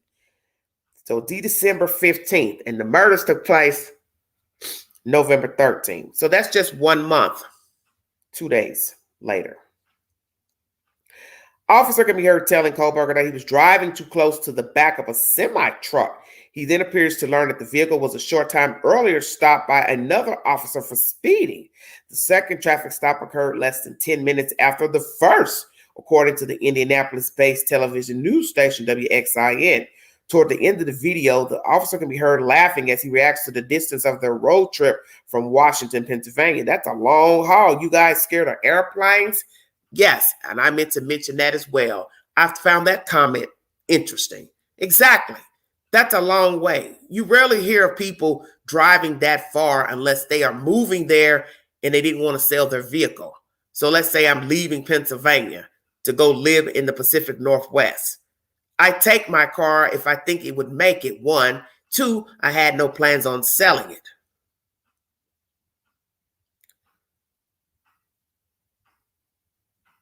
Hope everyone's paying attention to that. I'm taking this car because I plan on keeping it. So one's going to ask the ultimate questions. What was his plan once getting back to Pennsylvania? Did he plan on transferring to another school, doing online courses, make up some rank excuse why he can't be visible in the classroom, or just waited out on the information pertaining to the White Elantra? What were his plans? Yes, interesting. Two times pulled over in 10 minutes. And yet he still was able to make it to Pennsylvania in one piece while this car is being searched all through America. Very interesting. But this was also the gathering phase of evidence. So they allowed him to keep going. And who's to say if officials hadn't even put out something nationally about a car being driven by him? See, we don't know. Maybe we'll later find all this out. But I did find that interesting, that comment from this trooper. That's a long haul. You guys scared of airplanes. Exactly. Let me give you this new information, and this is via Twitter. Indiana State Police have released body camera video from one of its troopers that pulled over Bryan Kohberger and his father on I-70 just outside of Indianapolis. ISP says at the time, there was no information available for a suspect in the Idaho murder. So now that has been confirmed, because I did just ask that question. Did they alert anybody to let them know they were on the road, but don't stop them yet? But here it says no information was given on this specific date of December 15th. Indiana State Police said the traffic stop occurred along Interstate 70 in Hancock County, following another stop a few minutes earlier by a deputy with the Hancock County Sheriff's Department. According to a statement shared with Law and Crime, the state trooper gave Kohberger a verbal warning. Jason Laborde, the Pennsylvania public defender who represented Kohberger at his extradition hearing in Monroe County, said Tuesday morning that Kohberger and his father told him about the 2 traffic stops in Indiana on their drive from Washington to Pennsylvania. The Kohbergers were not issued tickets for either of the stops, LaBar said. So I want you all to think about that. How interesting is this guy killed 4 people. 1 month later, he is on the highway traveling back with his father to Pennsylvania, but yet he stopped 2 times in 10 minutes and not given a ticket for trailing a tractor trailer and speeding. Why not? But yet here this information says, oh, we had no information that he was a suspect. But yet they're trailing him and tracking him, says the FBI, because they had to have gotten with the Pennsylvania State Police to issue a warrant for the raid of the house. That didn't just happen. I don't know. Is that the truth? They're saying it is. We're now going to go over and play some information pertaining to this case and the updates. As I said, he has 10 days to make it to Idaho. They are working on how they will transport Mr. Kohberger. He did go to court. Mom, sister were there crying. They said, obviously, they believe he's presumed innocent, which by law you are. But they do have DNA evidence. So this is where I have a problem with the crying and the wax statement to the family. Because, as I said, you can't send condolences to the family, but in the same breath say, well, oh, but we're holding out and we're praying for our son and we think he's innocent and blah, blah, blah. Well, how's that respect to the people who there's DNA with your son, with these victims, with their children? And as I said, we get it. This is your son. You don't want to be the worst in him, but you do know him better than we know him. You do know him better than we know him. Mel Max says, I wonder if it was a well check on his father. Very good point. Because I refuse to believe nobody knew this car was going across country because they just said they tracked them across country. So you can't track somebody without tracking them. So I find it strange. You're pulled over 2 times in Indiana, but yet Indiana State Police says, well, no, we didn't have any information that he was a suspect. Very interesting. Very interesting. Let's go to one of our news networks and get the 411 on this case and their public opinion pertaining to him. Once again, prayers for Damar Hamlin, who suffered a cardiac arrest during a game, Buffalo Bills game and Cincinnati Bengals. Prayers to him. He is in critical condition. There's lots of rumors circulating around pertaining to accounts through Reddit and different things, and those have been debunked as being Mr. Bryan, because naturally he can't write anything if he is incarcerated. What DNA do they have pertaining to this case against this suspect? Law and Crime Network is the source, and we get to hear from one of our famous correspondents, Joseph Scott Morgan. I like him.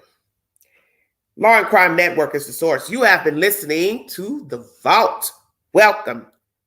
New chat members, subscribers, like, share, and subscribe, everybody. Share this to your other platforms. Thank you for joining me. Well, if what is being reported is accurate, in my estimation, it's going to be a combination of things.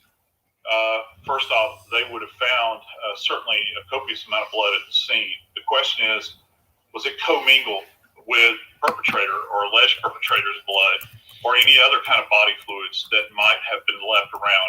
You got to keep in mind, blood is not the only source for DNA-rich evidence. Another piece to this is going to be anything that was found on the bodies. And, we go back to the hands being bagged, which is common practice in my field, to retain any kind of trace evidence. If there was anything contained beneath the fingernails, and we have to keep in mind, that's not simply skin. You can also find blood from a perpetrator beneath the fingernails as they're being raked away. And I think finally, whatever kind of tiebacks there might be in that vehicle, I think the vehicle is huge. because if he had allegedly been in that house and had committed these crimes, and I think admittedly he would have been super saturated in blood, that evidence would have transferred into the car somehow, and not just the blood, but any kind of other trace evidence he's taken away. So they've got this is an evidence-rich environment, and it will have been inoculated with everybody's DNA that was at the scene. Bobby, we are moving forward in this entire process. The extradition hearing is scheduled for 3:30 Eastern time today, where Bryan Kohberger's attorney told me he will waive extradition so he can come back here to Idaho. The question is, how are they going to get him back here, and how quickly will that happen? What do you see happening? Well, that's a tough question because logistically there are a lot of moving parts in this, and each case is handled a little differently. So the only issue in Pennsylvania is he the Bryan Kohberger that's named in the Idaho arrest warrant? That's the only issue. This is not an evidence thing. This is not a guilt thing. It's only the only argument is he the same Bryan? Is he the same person that's named? If he is, he has to go back. So that's why they often waive extradition, because it's only an identity hearing. It's only, are you the same person that's named in the warrant? And almost always they are, right? And so he knows even if he has an extradition hearing, he'll lose and be removed. But he'll waive extradition. They'll have that hearing. There'll be an order to remove him from the jurisdiction of Pennsylvania, and then the detectives will either get him on a bus or get him on a plane and fly him back to Idaho, where, as you heard the family attorney say, he'll have an initial appearance where he'll get an attorney assigned to him, either a public defender or a privately retained counsel, and then that counsel will ask the judge for a few days so he can review the charging instrument that they charged him with. Now, there are 3 charging instruments: an information, a complaint, and indictment. And so far, he's probably been charged under a complaint or an information, because to get an indictment, you have to see the grand jury. That grand jury has to spend time getting evidence presented to it and then vote on an indictment. So I think that will come later on. But initially, I think they'll put him on a plane. They'll transport him to Idaho, where he'll have at that initial hearing, hopefully, maybe later this week, where he'll get his attorney attached, and then the attorney will request some days to review some of the material. And I should mention, too, that Bobby Chacon is also an attorney, so he can talk with us about the legal aspects of this, too, what we will see moving forward. We are taking your questions, as I mentioned earlier. Submit them to us on Twitter, Twitch, in our YouTube chat, Facebook. We will get to them as soon as we can. Our first question from Twitter comes from @JusticeBrant. Would be interested to know when the flight ticket was bought for the dad to go to Idaho, before the murder or at the last minute. I'm going to take this question, and then Bobby, I'll ask you about this as well. I had spoken with Jason LaBar, Bryan Kohberger's attorney, on Sunday, and he told me that Bryan Kohberger's father flew from Pennsylvania to Washington to then drive the white Hyundai Elantra back to Pennsylvania. This was a trip, he said, that was planned before the school year started, so they would drive back together for Christmas. So we don't know when that plane ticket was actually purchased, but we do know that it was planned in advance, according to Jason LaBar, the public defender representing Bryan Kohberger in Pennsylvania. But Bobby, I'm going to ask you this. Does when Dad purchased that plane ticket matter at all? The parents have said in a statement that they are cooperating with law enforcement and that they're shocked by this. It wouldn't matter to me as an investigator. If I was an investigator on this team investigating this homicide, the dad is an ancillary character in this. Some people might think he might be an accessory, but that's not germane to me. If I'm looking to convict someone on these 4 homicides, I'm looking at a person now. I have to focus all my efforts to make sure we can obtain a conviction in court. And so I have to make sure all of that evidence is ripe and proper, and all the white noise of prior bad acts by the defendant or other people that might have helped them. Other teams can start looking at that, but there has to be a focus now because charges have been lodged in murder, and so we want to get a conviction of this guy in murder. Somebody helped him. If the dad was involved, that could sometimes come later. Those are charges that would probably be tried separately anyway, if in fact they do get charged. But right now, the focus of the investigators has to be on this crime scene, these victims, and this suspect, this defendant now in trial. And that's most certainly what the focus does need to be. And everything we've heard is that the parents, as I said, were shocked by this arrest. We're going to go on to a question now from a Gerst Kitty. And Bobby, I probably should throw this one to you, but I'm interested in what Joseph has to say about it as well. Any chance he decides to represent himself like a Daryl? Oh, very good question. Of course, we know, Bobby, that this is a criminology PhD student studying criminal justice. Into the criminal mind, he knows how the system works. Do you foresee that at all? That this Bryan Kohberger would try to represent himself? Well, I mean, look, it's very rare that happens. And yes, we did have the Brooks case this year in which that did happen, or last year now, but in which that did happen. And it's fascinating for us always to get that insight, because we very rarely ever hear from a defendant in a murder case. They very rarely take the stand.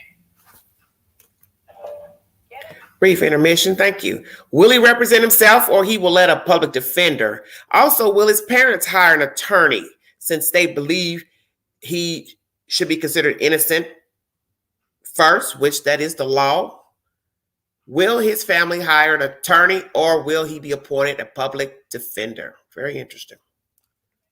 In a murder case, they very rarely take the stand, and they very rarely represent themselves. Now, that being said, if this guy is such a narcissist that he wants to use this platform to get his voice out there and to get all the attention, yes, he does. I think so. He might choose to do that. Everybody has the right to defend themselves. He wants to go to court for that anyway. Go to court themselves and defend themselves. It's not very advisable, particularly if you're not versed in the law and how it works and how trials work. So I don't know. I don't see him doing that. But you know, it's always unusual when a defendant does that. But it does happen. I always think it's a mistake when a defendant chooses to do that, and so do most legal people. But it's possible. It depends on what level of narcissism he's currently harboring. And of course, he what is the level? Innocence, saying he hopes to be exonerated of this. He has rights just like every other criminal defendant does. And you just saw just in the last 30 seconds or so, there was video that we have from News Nation where they caught Bryan Kohberger being led into the Monroe County courthouse for that extradition hearing hours ahead of time, of course. There are security concerns here, so I don't find it unusual that they brought him in so early for that hearing. Joseph, I want to talk to you about just the personality of this guy. I know you're a forensic death investigator. You're looking at clues at the scene. But we've heard some rumors that this was a sloppy scene. We don't know that for certain. But what do you see from this guy? He's a criminology student, a criminal justice major. We know about that survey that was online on Reddit where he was seeking information for research. What are you thinking about Bryan Kohberger as a defendant? What we know about him so far? Well, I think going back to the earlier comment, the previous question, I think that there's a tie back here. There are people that are out there that are conflating the study of criminology with the study of forensic science, and nothing could be further from the truth. Yeah, we cross paths with behaviorists all the time. However, that doesn't make you an expert in crime scene investigation. As a matter of fact, he probably knows very little at all about the process of working a scene and certainly processing the evidence and what we're specifically looking for when you get down into the details. And this case is all about details. And we're going to look in places that he probably thought about, but some places he didn't think about. And, exactly. My colleagues that are still actively working in the field will dig deep into this. And this is where they're going to harvest everything from. So, you know, this is the interesting part to this. He can go and he can seek out knowledge in an academic setting, okay? But an academic setting is not an applied setting, all right? So he can go and he can sit and learn at DeSales with my friend Catherine Ramsland. He can sit in her classroom and he can learn from her, certainly, I would imagine. But that doesn't make him a behaviorist. He's just sitting there learning. And how he applies that knowledge is anybody's guess.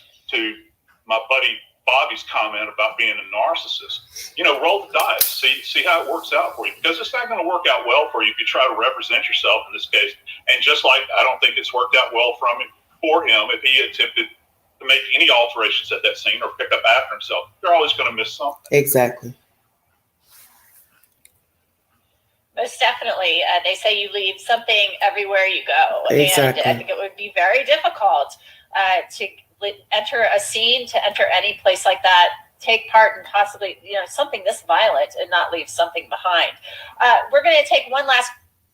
All right. They ended that. Joseph Scott Morgan podcast, Body Bags. Anybody interested? I've now started following him on Twitter because I like to keep up with anybody that gives a lot of commentary in these news broadcasts. Let me give you some of my commentary. The dad is playing a pivotal role as far as going cross country to meet his son. When did he purchase the airline ticket? Was it after November 13th or before? Because he's saying this was pre-planned. I need a receipt. I need a receipt. Charges for the father, that's also mentioned in his commentary. If they find that he had some type of knowledge or aided him, a mother, sister, whomever, that will be separate. You heard that mentioned here. The parents were shocked, allegedly. Were they shocked? Because as I said, they know their son better than anybody. Were they shocked? Will he represent himself in a court of law in Moscow, Idaho, against these the quadruple murders of these students? Will he be that narcissistic to represent himself? Well, we already know that anyone that represents himself or herself has a fool for an attorney. Exactly.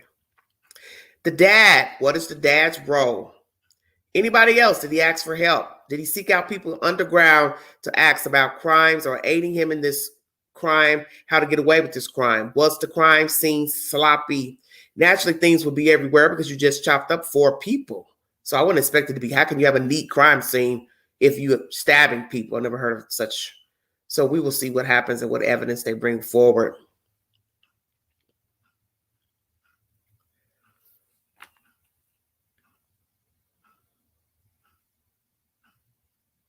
That comment, did you arrest anybody else? That sticks out to me.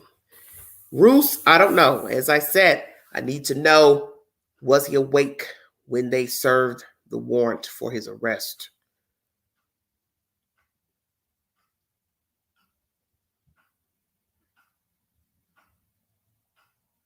I need to know that.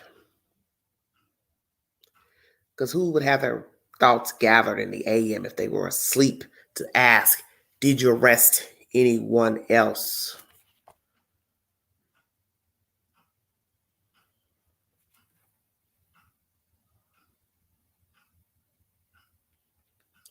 FBI stings too. When you go underground to try to do nefarious things, such as hate groups, soliciting children, human trafficking rings, you should know that the FBI has underground stings as well. So you take a chance when you indulge in these type of practices. So I'm wondering if he did seek out any type of aid from anybody that actually has killed anyone or wanted someone to help him in this crime. He'd have to know that would be risque. But he obviously didn't care no matter what he's done pertaining to this, to these crimes, because one, he's caught and he messed up. And that's the thing about a person who has a grandiose attitude, disposition. They don't think, because self is more important than actual planning it to a T. Because you can plan it all day. It doesn't mean you'll get away with the crime. Parents supporting him, presumption of innocence. They're not going to go with any erroneous assumptions, yet they don't want to acknowledge they have DNA of their son, which is very ignorant to me. Because my thing is, if they have evidence such as DNA, it didn't occur to you that they would have something else pertaining to your son at the scene of the crime. Very interesting.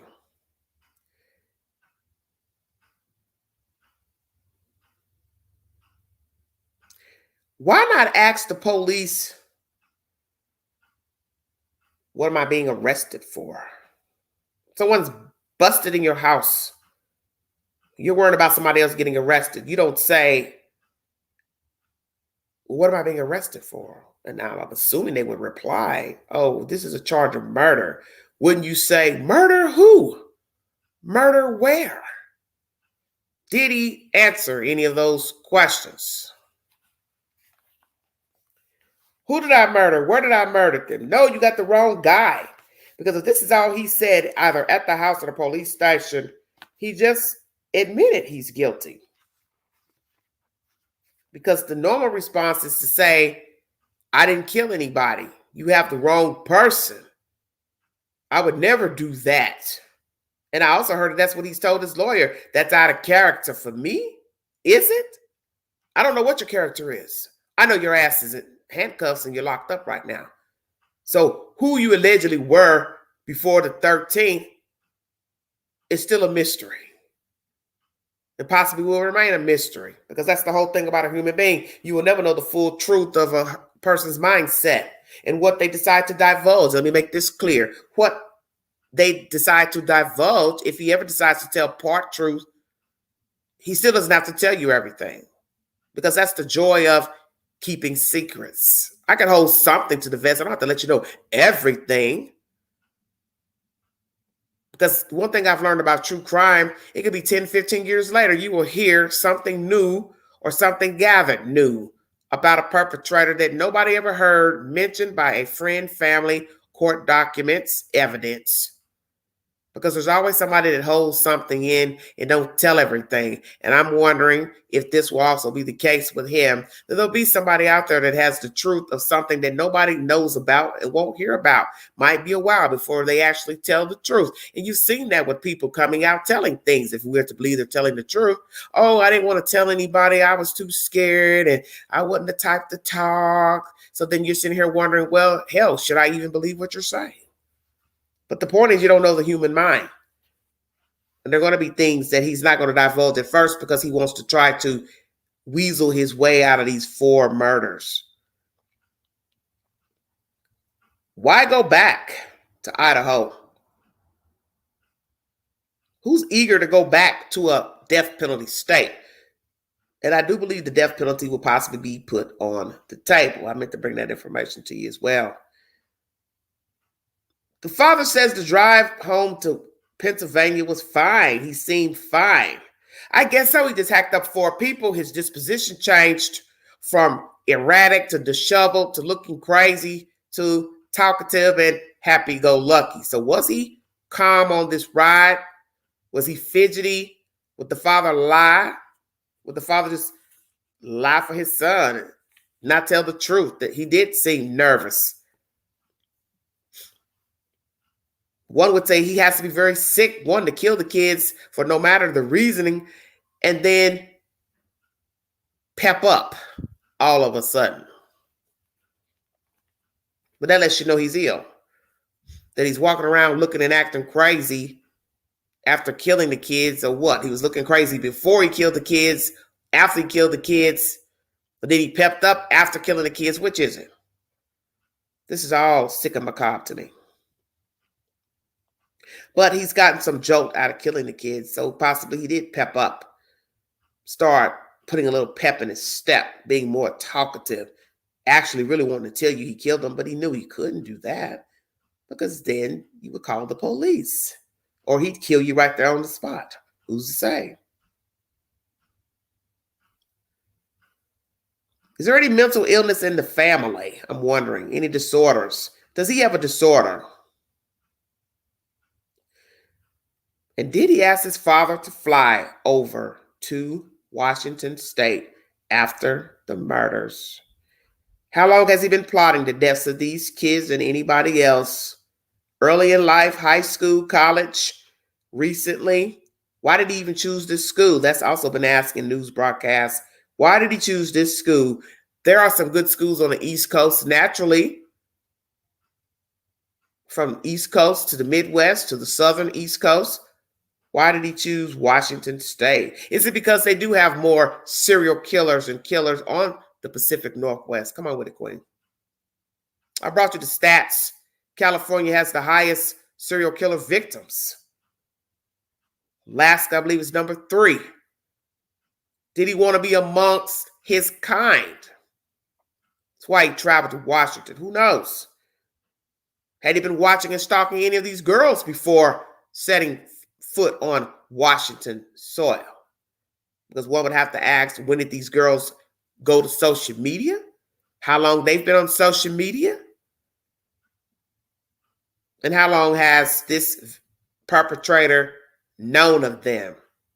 Either by passing on the street or the internet. Did he major in psychology for that very reason, that he knew he wanted to kill, so he wanted to learn as much as he could? The fact that his parents are aiding him, they're enablers, tells you a lot about why he's possibly the person he has become. He is the person he is because possibly his parents have enabled him, coddled him, made excuses for him. Maybe they're also grand narcissists. They have grandiose personalities.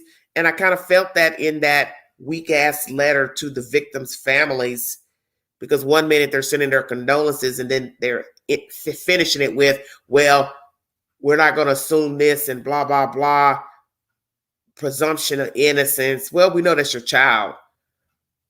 But are you not hearing the evidence of DNA? That's where I'm very confused. You're just going to ride this ride on out with your son. Well, good luck with that. Do they have knowledge of anything that transpired before he made it back to Pennsylvania? Did he discard anything in Pennsylvania? Take anything back? Let's talk about what was left in the apartment. What was left in the apartment? What was seized in the apartment? I'm sure his computer's devices will tell the story. All Google searches, any type of correspondence between the kids, either being blocked, comments, all that's going to come up in all the kids' devices and Mr. Kohberger's devices. Love and support our son and brother. Did he study psychology because he wanted to observe killers, learn about killing, the human mind, or was it self-reflection? He wanted to learn more about Bryan Kohberger. He wanted to learn why he had ill homicidal thoughts. So I major in psychology. I can learn more about myself. And yes, has he committed other crimes besides the quadruple homicides in Idaho? His family say they're cooperating with law officials. I'm sure they feel very jacked up right now. They also ask for privacy. Well, you won't be getting that.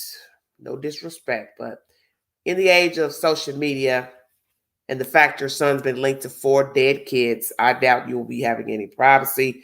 And I'm sure a lot of things are going to change for the worse, considering this is your son and you have to worry about doxing and nasty things said about you, secrets coming out about your family. You've already got 2 aunts that have spoken about your family. Your husband's got a disconnect with his relatives. Your son is obviously disconnected from the world. So maybe he got that demeanor from his father. And as I said, just because people don't speak to their other relatives doesn't mean there's something wrong with them.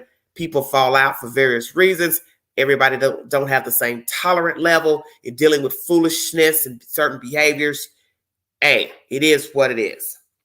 No girlfriend mentioned since this case came to fruition a few days ago. Does he have a girlfriend, play friend? Has he even had sexual relations with a woman? Imagine a 28-year-old man who hasn't even had sex with a woman or a man. Let's go there. Is he an incel? Bitter? Angry? Has he had sex with any woman since making it to Washington State?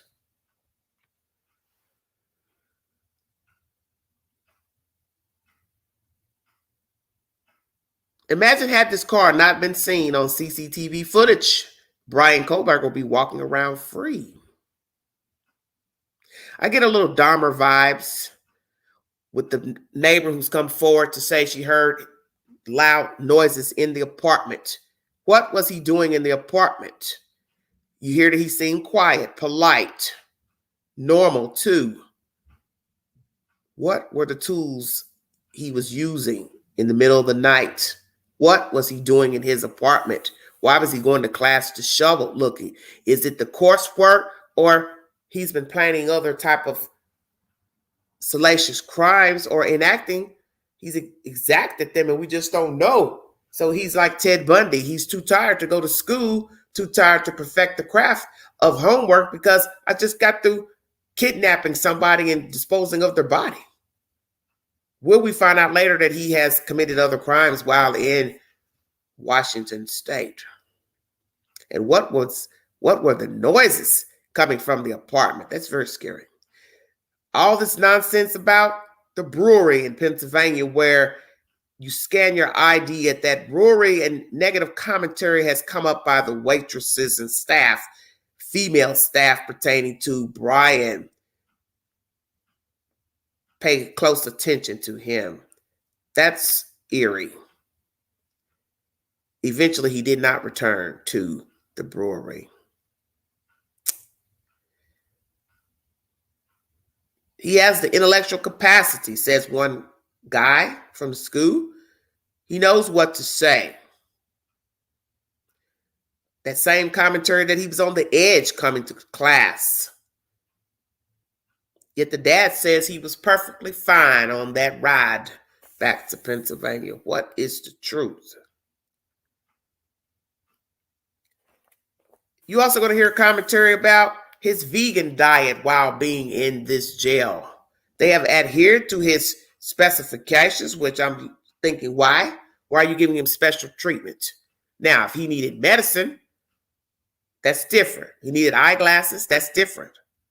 So far, I haven't heard that he's medicated on anything, took medicines for anything before entering the jail, but they have accommodated his vegan appetite. Oh, how kind of you. He asked to speak to his parents, but the court said there will be no conversations with the parents. That is not allowed. Will they go back to Washington to get the remainder of his things after the apartment has been sealed up and ready to re-rent to another tenant? Wondered about that. His lawyer says he remains calm and polite, but he wasn't calm and polite on the morning of November 13th. How about that? He also says that his client understands the details of the case and replies, this will be a long process. Well, see, the funny thing about that comment, Bryan, is that it could be a short process if you play your cards right, tell the damn truth, enter in a plea, and see if you can get life in prison, or you can somehow prove why your DNA would be mixed in at this house of horrors that you orchestrated. I can't wait to hear what your defense attorney is going to say. Maybe you'll try to hire Mr. Bias, who represented Casey Anthony. He's very good at spinning lies and getting his clients off. I said that. You understand this will be a long process. I'm like this attorney in Pennsylvania says, you just want to get back to see what you left behind, because as you heard in this commentary, Law and Crime, you always leave something behind. They use the genealogy public records to find Mr. Bryan. How interesting is that? Relative of relative of relative. Followed him, tracked him, got his DNA when he was arrested. I believe they have a solid case against him. And I want to also say during this live stream, kudos to Moscow State Police, FBI, and Pennsylvania State Police for bringing this thing to justice. What's more interesting, he's finished his courses after killing these kids to shovel and all. 2 citations on the highway in Indiana, yet let go. They said they didn't have any information that he was a suspect. Loudspeaker was used at the raid at this house. Doors, windows were broken out. executed during the night as to preserve the safety of the people in the home and the officers, which I understand that makes a lot of sense. I'd like to know how he felt when they raided that house. I would love to be a fly on the wall. He and his parents, because as you heard in this commentary I played you during the press conference, nothing was revealed about what he said and what his parents said. So what was actually said when they were busting down the windows and the doors and they came front to front, face to face with the occupants of the house? Who all was in the house when the raid went down? Bryan, his parents, were there any other children, relatives in the house? You also will hear that Mr. Gonsalves has relief. 10:30 at night, they got the call about this apprehension of Mr. Bryan. He feels like a cloud has been lifted. He feels like the case is progressing now with this arrest. And he feels like the case has purpose and meaning. But what I would like to let Mr. Gonsalves know is that nobody felt like this case would have been put on a back burner, even if Mr. Kohberger had not been arrested. There are people who care about those children. Because in the end, this case is about 4 individuals. Not 1, not 2, but all 4 were unalived by allegedly this suspect, and they all had value. And I think many people who have empathy care about the children and care about justice being served with or without an arrest. Let me make that clear.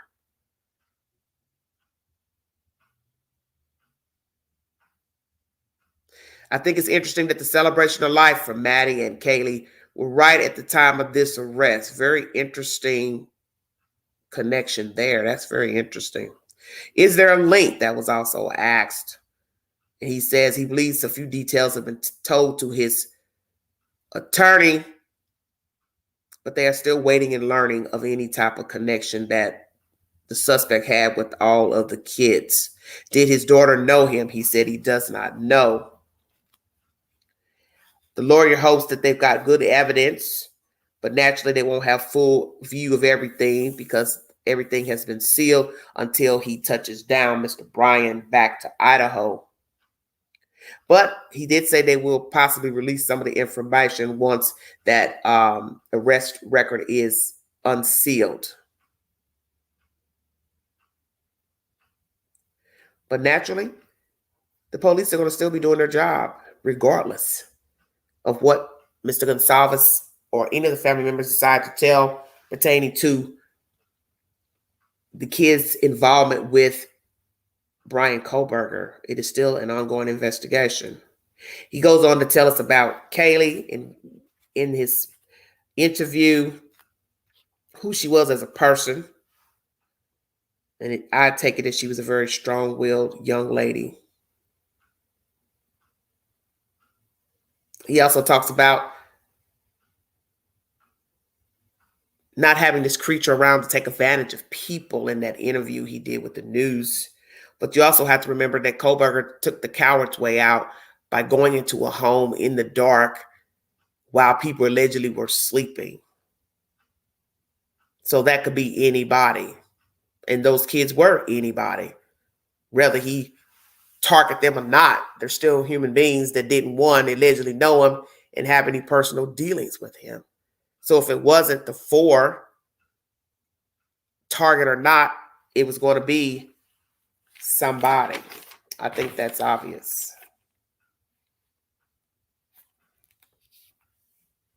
Once again, will the parents hire an attorney? I'd like a receipt also of this pre-planned trip. And what's going to happen when we find out that there was no airline ticket bought before November 13th? Then what excuse are they going to give? Then, as I told you, there's body cam footage of the Indiana highway incident where they admit they were pulled over earlier 2 times in a 10-minute interval. As I said, he had to be scared. He had to have been scared to death when he got pulled over the first and the second time that he was caught.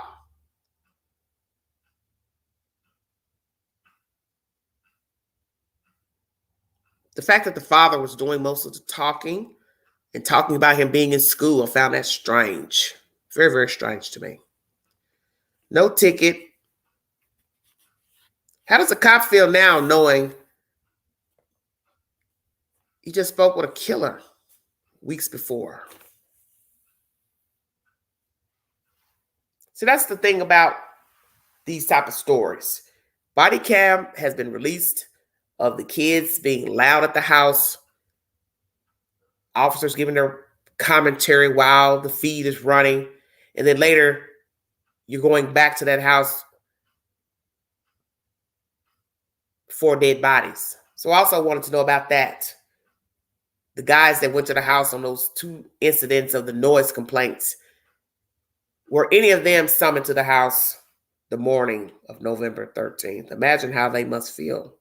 And now imagine this guy knowing he's talked to a killer and the other sheriff officer who stopped them before. You now have stood close to a wanted killer.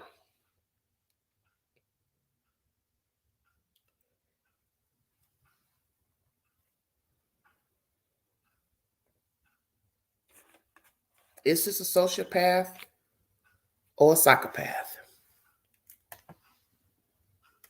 Who is Bryan Kohberger? What will we learn about him?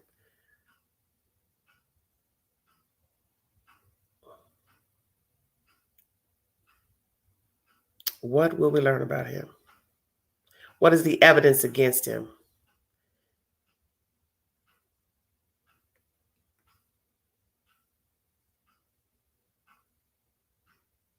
Let's hear from somebody who also now does not have anything positive to say about this suspect, a student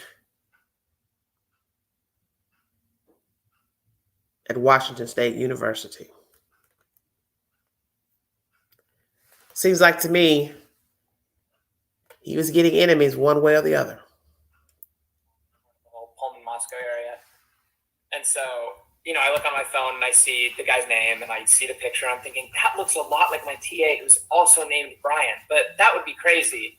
And so I went and I checked my email, to see the emails I'd had with him, and the name matched and everything. And yeah, it was just like totally jarring, totally shocking to realize that this person that had been, kind of grading my papers was, allegedly this like horrible murderer.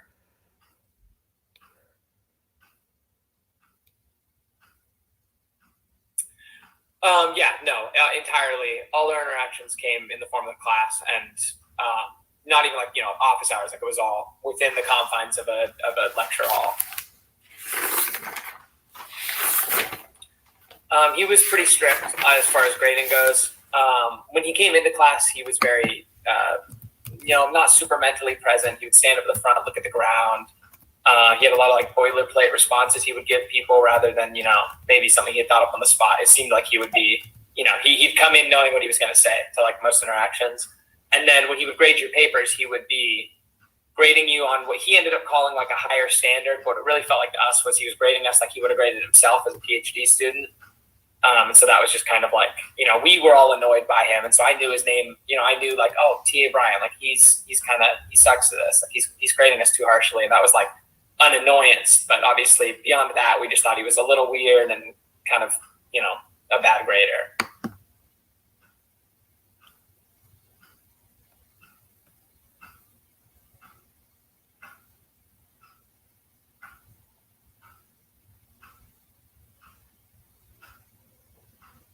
Yeah, he actually only left me good comments, which is just kind of silly. Like the only ones I could send in were nice ones, but for most people, he was being pretty harsh on the comments. I just, for whatever reason, he was being pretty good to me.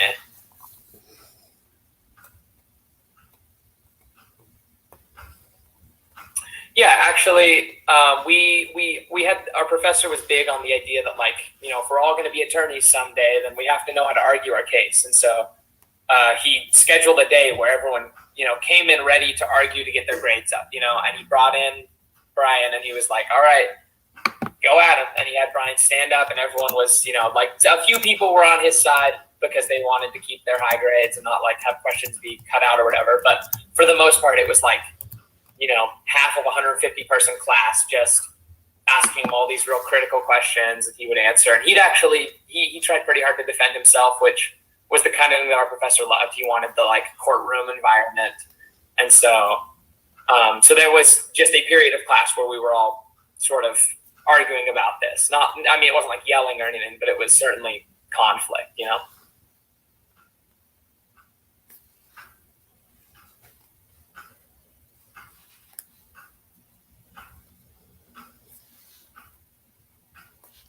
Yeah, we just, it would have been about a month before winter break when like the murders happened.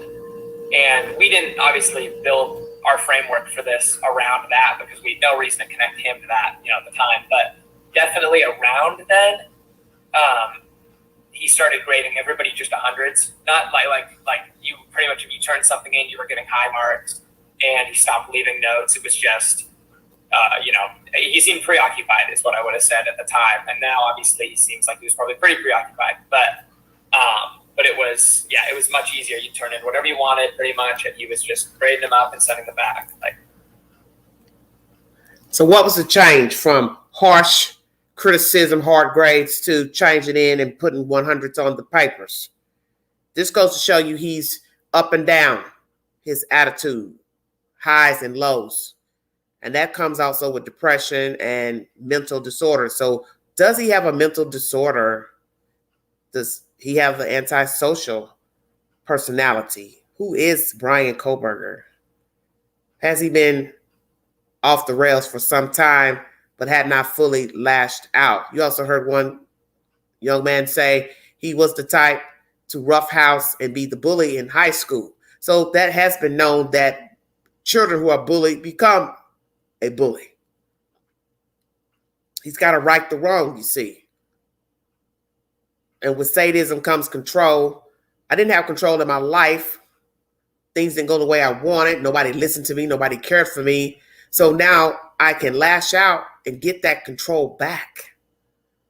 And I can get that control by bullying people, being harsh in my commentary, and maybe not even recognize it. I don't know, because I don't know him. But also in this attack against these kids, that's taking back the control he never had in his life. And that is why many people act out as adults, or sometimes even as young people, children, teens.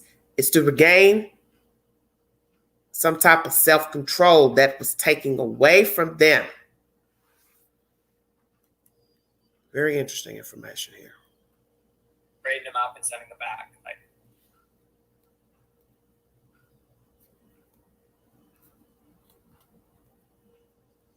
Yeah, absolutely. He probably, that I saw, he was always a little bit spotty on whether or not he'd come to class because he had, whatever PhD stuff over the top of it. But the couple times that he did come after or around that time period, I remember him, he had like a little bit more facial hair, just like stubble, but definitely less like well kept than he was. And he was a little quieter. He used to stand up at the start of class and like talk about some stuff sometimes. And this time he didn't really do that at all. He was definitely, I think, like the previous like mental preoccupation that we had been noticing where it was like, he didn't really want to be there. That was at like an all-time high. And he just, didn't look like he was doing great.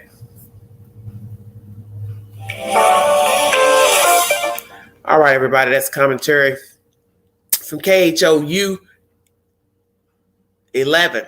So what was going on with him? Highs, lows, ups, downs, rush from killing these kids. Then you're walking around disheveled, not shaving, not looking kempt. 1 minute you're talking in the class, the next minute you're not talking in the class. He was possibly going through withdrawals. Who knows? Who knows if he was also using drugs, alcohol? Because if your mind is not stable, it doesn't really matter what you're doing and not doing, whether you're studying or not. You can't focus properly when your mind is gone. And once you've killed somebody, your mind is most definitely gone.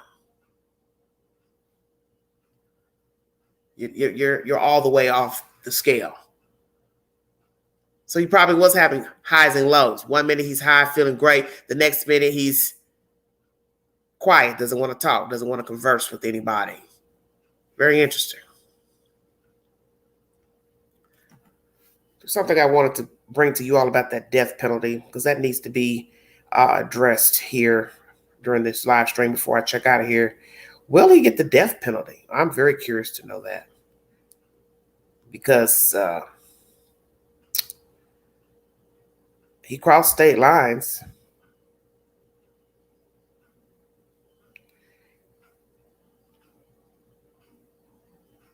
And he just may get it. And imagine that.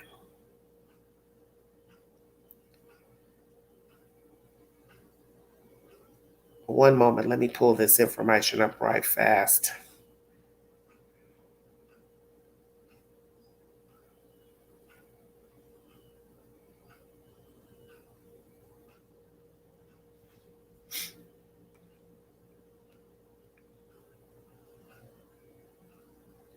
Thank you all for joining me.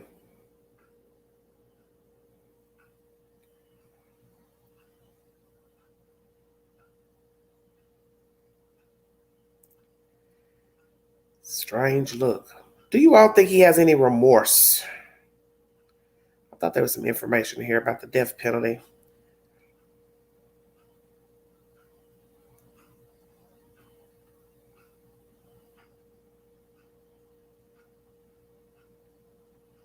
Well, I can't find it now.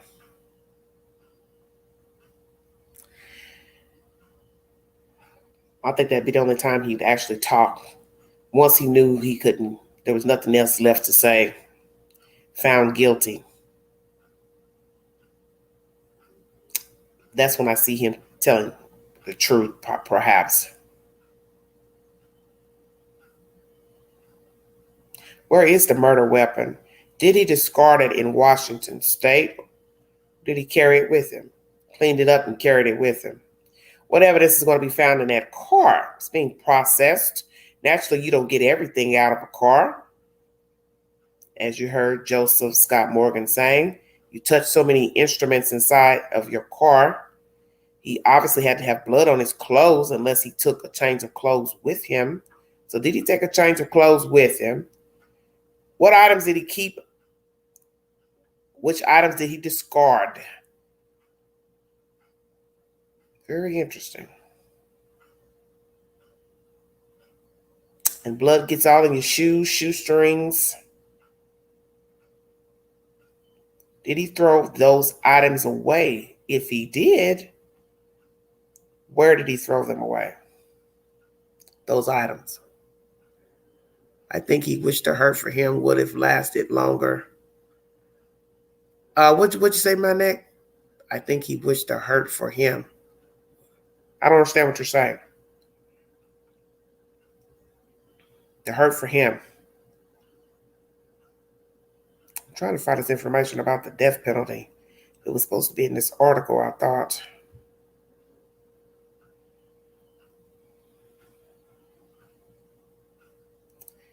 And I can't find it now. But yes, Idaho is a death penalty state. That's why I don't see why he'd want to go back.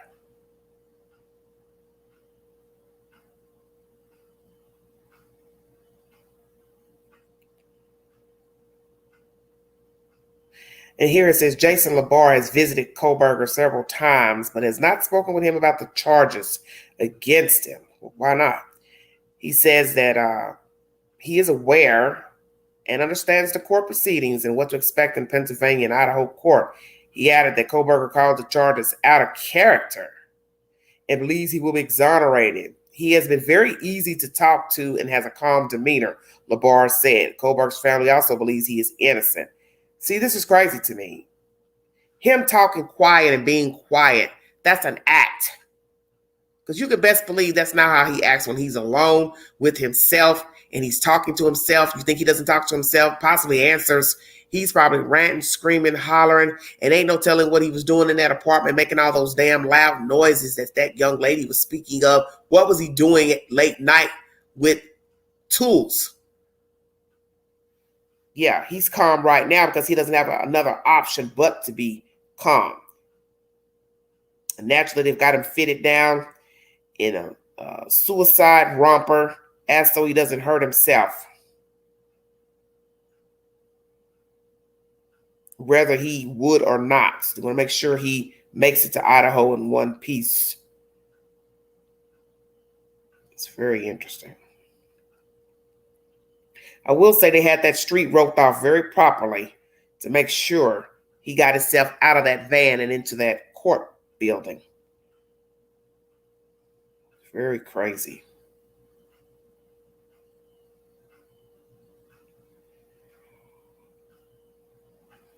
I don't know. They're definitely going for the DP, I think. Dixie, what are you talking about?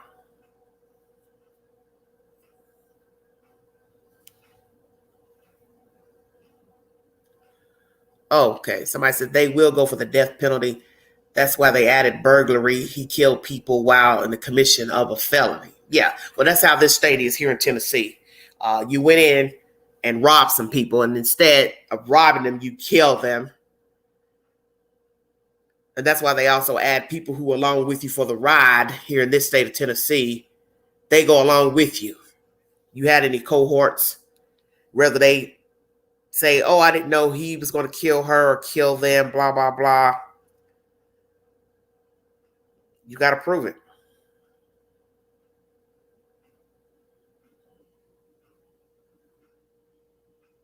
You got to prove it. That you were just sitting in the car and gave somebody a ride, and that can happen. Somebody can ask you to go somewhere, do something, and you give them a ride. You don't know that they're getting ready to go in there and rob somebody's house or break in somebody's house or steal something out somebody's house or hold them up at gunpoint, knife point. You just don't know. And then sadly, to get in your car, information gets back. Now it's a bulletin out on your car, what the suspects look like. And now here you are standing charged for something you don't know anything about just because you gave somebody a ride. That's why you have to be very careful about putting people in your car, meeting people, going places with people, putting people in your car, getting in other people's car. You need to be very careful of the company you keep, because if you really don't know anybody, you can get yourself in a very dire situation to where you'll need an attorney. And that's why I don't understand why he even committed this crime in the first place.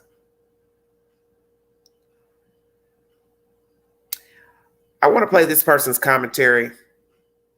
Did PhD student plan the perfect murder to gain infamy? Dr. Todd Grant gives his commentary on this said subject matter, excuse me. This is worth listening to. 2:32 in. Was hoping to get commentary, but that's okay. We'll play this because this to me is very important. Know that this is just Dr. Todd's own public opinion pertaining to the demeanor and the said crime in the quadruple homicides in Idaho. Thank you for joining me. You have been listening to The Vault. Thank you so much for joining this live stream. Thank you. I'm not diagnosing anybody in this video, only speculating about what could be happening in a situation like this. If you enjoyed this video, please like it, subscribe to my channel, and consider supporting me on Patreon.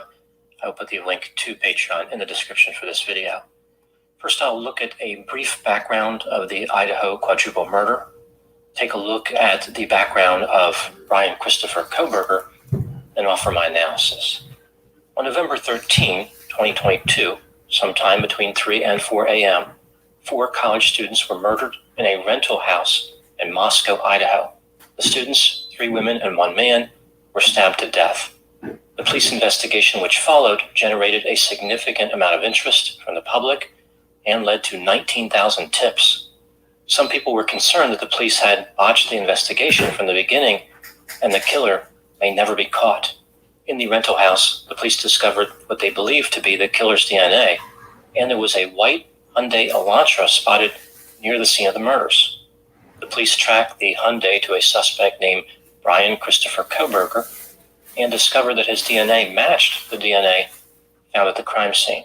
Law enforcement put him under surveillance at a residence in Albrightsville, Pennsylvania.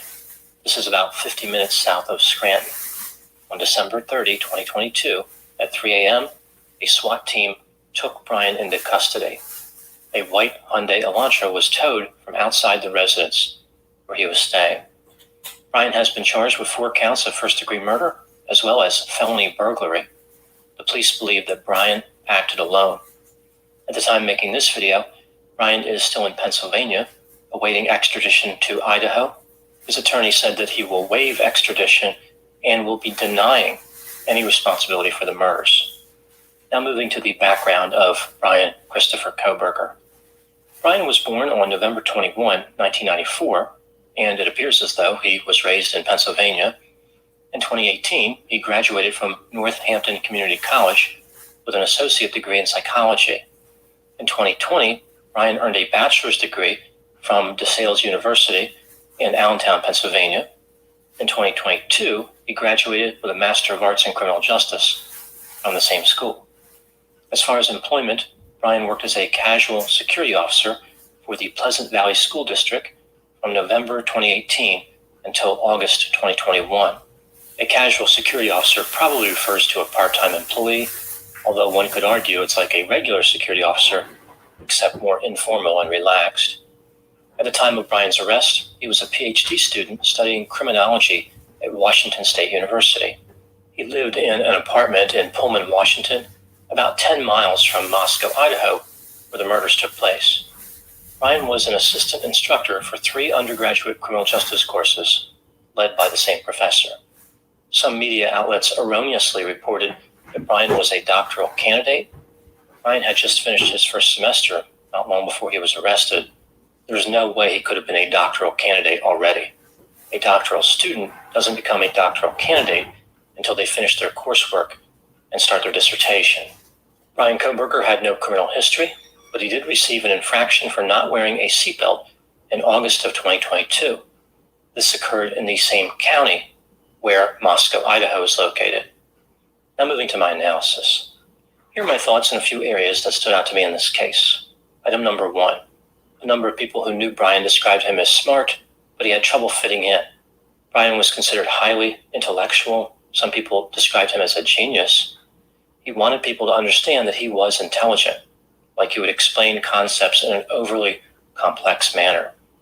He was bullied by his classmates for being socially awkward, as well as for his weight. He was primarily bullied by girls, who would not only verbally mistreat him, but throw objects at him.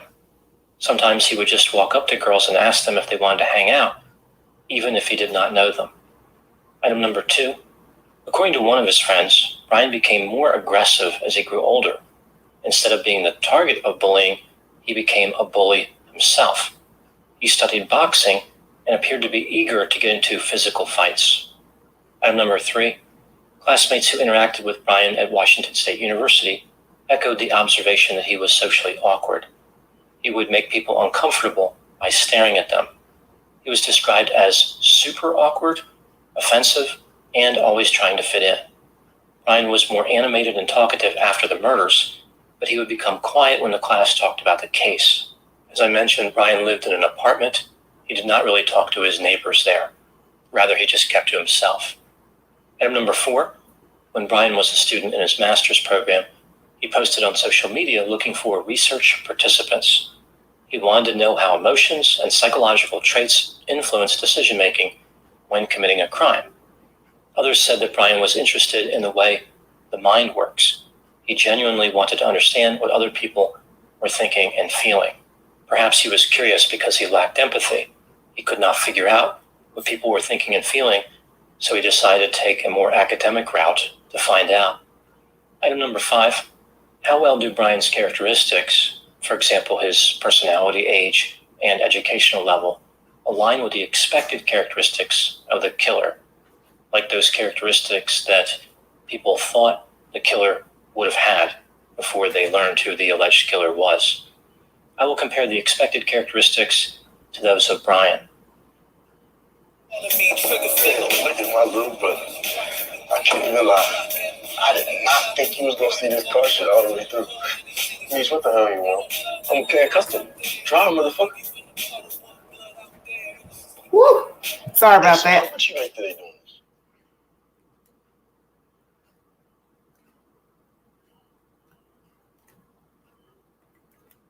had the expected characteristics to those of Bryan. It was expected that the killer was male between the ages of 20 and 40. Bryan is 28 years old, so there is a match there. The killer was supposed to be poorly educated and unemployed or underemployed. Bryan is well educated and had a job. The killer should have had a series of failed romantic relationships. It's not clear if Bryan had any romantic relationships. The killer was supposed to be impulsive, irresponsible, and have a long history of criminal behavior. Bryan does not have these characteristics. He has no criminal record at all. The expected profile had the killer as antisocial. Bryan struggled to socialize, but that is much different than being antisocial. He did not appear to be antisocial. The killer was thought to have a lack of empathy. Bryan's empathy level is not known, but it seems like he did try to connect with people. He just did not know how to do it without appearing bizarre and making people uncomfortable. The expected profile of the killer was someone who was socially awkward and considered to be a creepy loner. Bryan does appear to match these criteria. The killer was thought to have a long history of negative interactions with women. Bryan appears to meet this criterion. The expected profile indicated that the perpetrator may have an interest in law enforcement. Bryan studied criminology and was a security officer at one time. Item number 6, if Bryan was guilty, what was his motive? I think that Bryan was probably motivated through a desire to be dominant sexually, even though sex was not part of the crime. Essentially, his motive was probably the same as we see with many serial killers, even though the murder that he allegedly committed does not qualify him as a serial killer. The police have not talked about any connection that Bryan had to any of the victims, although a family member of one of the victims said there was a connection. I would be very surprised if there was no connection at all between Bryan and one of the female victims specifically. I think he was targeting one of the women in that house. Which brings me to item number 7. One hypothesis that has been thrown out in this case is the idea that Bryan was planning the perfect murder. This was not about any type of romantic desire or anything like that, rather something he carefully planned in order to be remembered forever. He wanted to become a legendary criminal.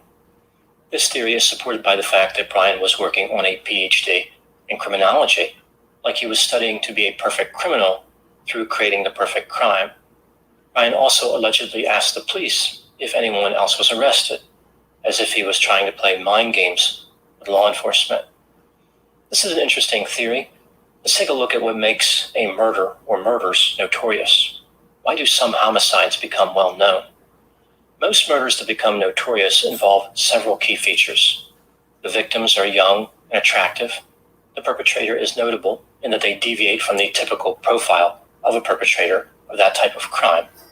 The crime is unusual, and the crime starts out as a mystery, with the details being revealed slowly over time. Based on this formula, the quadruple murder case in Idaho is consistent with a notorious crime. It checks every box. If someone was going to construct a crime with the intent of it becoming well known, it would be something like this case. With this in mind, do I think that Bryan was attempting to commit the perfect murder? No. I think that Bryan is unusual in a few ways, like he doesn't match the typical profile as well as expected. But I think what's important here is the history of not getting along with women. Which brings me to item number 8. What do I think happened in this case? This is just a theory, my opinion. From a young age, Bryan struggled to fit in. He desperately wanted to be accepted, but every time he made an effort, he was rejected brutally by his peers. He had a particular interest in becoming romantically involved with women, and he had a desire to dominate. Over time, Bryan became increasingly frustrated and more interested in violence. He started to think of violence as a solution to his problems, or perhaps something that people deserved. He wanted revenge against those who insulted him. Start your holidays off right with pickup or Forgive the interruptions. Very interesting information here. Something that people deserved. Did they deserve that? Revenge against those who insulted him. Even if they're A strangers. sense of grandiosity led him to viewing his own attitude as admirable. Mm-hmm. He believed that he could never do anything wrong. Therefore, if he was having homicidal urges, he believed it must be something positive. This led him to studying criminal justice. He He wasn't studying it to bring offenders to justice, rather to honor his own view of the world. Bryan managed to hold his homicidal impulses at bay for some time, but at some point, he decided that instead of being the victim, he was going to be the perpetrator. He had enough of being rejected. Bryan must have formed some type of connection to one of the victims. She may not have even known his name or that he had an interest in her. He may have simply seen her on the street or perhaps on a social media profile. Bryan somehow interpreted the woman's behavior as a rejection. On November 13, 2022, Bryan set out to get revenge. He not only wanted to kill his target, but anyone who stood in his way. He wanted to send a message to the world that he was powerful, frightening. He would no longer be bullied. He committed the murders in a haphazard fashion. It was only through luck that he was not immediately arrested. He did not effectively use his criminology background. Rather, he was acting out of rage. Bryan was hoping to get away with this crime, but is just as satisfied with being arrested. This way he can take credit for his horrific offenses. He will deny his crime and drag the proceedings out as long as possible. Yes, I believe that. Item number 9. If Bryan Kohberger is guilty, how does his behavior align with other notorious killers? Bryan's profile is similar to a number of high-profile killers. A few examples. Bryan was described as socially awkward. Many notorious killers have been described that way, including Jeffrey Dahmer, Nicholas Cruz, and Timothy McVeigh. Bryan was described as highly intelligent, and he was pursuing a PhD. Ted Kaczynski was highly intelligent and had earned a PhD in mathematics. Bryan entered a structure primarily occupied by women and committed a melee attack. Ted Bundy did the same thing in 1978 at the Chi Omega sorority house in Tallahassee, Florida. Now moving to my final thoughts. Bryan Kohberger allegedly committed a crime that will become infamous. He was one of these alleged killers who raised red flags through his behavior, but not enough for people to think he was dangerous. Instead of rejecting the criminal justice system, Bryan embraced it. He learned about it. He even wanted to conduct research in this area. He was not an outsider to criminology, but he was an outsider to his peers. This is what ultimately led to his alleged homicidal behavior. That's my update on the Idaho quadruple murder case and my thoughts on Bryan Kohberger. Please put any opinions and thoughts in the comment section. They always generate an interesting dialogue. As always, I hope you found my analysis of this topic to be informative. Thanks for watching. Oh, that's Dr. Todd, everybody. So do you agree with his assessment of Bryan Kohberger? Was this just a messed up human being who decided to study psychology to learn more about him, not others, not to study others, not to study others to help people similar situations, characteristics, but he studied psychology for himself. We've seen this with many killers, whether it was singular killing or more than one. They wanted to be in security. We've seen many people who have murdered other people, wanted to be police officers or tried to get a security job or work in the prisons or sheriff deputy and couldn't pass the exam, the written exam. I've seen that a lot of times.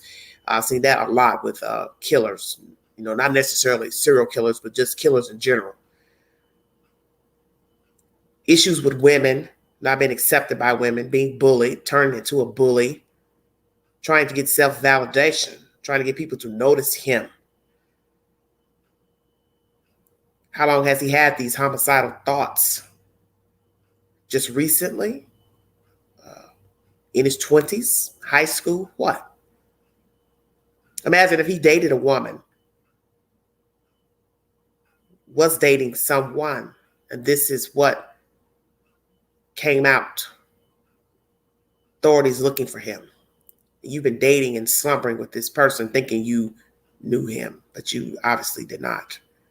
Imagine being the family and friends and associates, students, his professors, standing up in a classroom teaching this person who was possibly there for all the wrong reasons. Was he mimicking any other specific serial killer? I don't know. I don't think it really matters.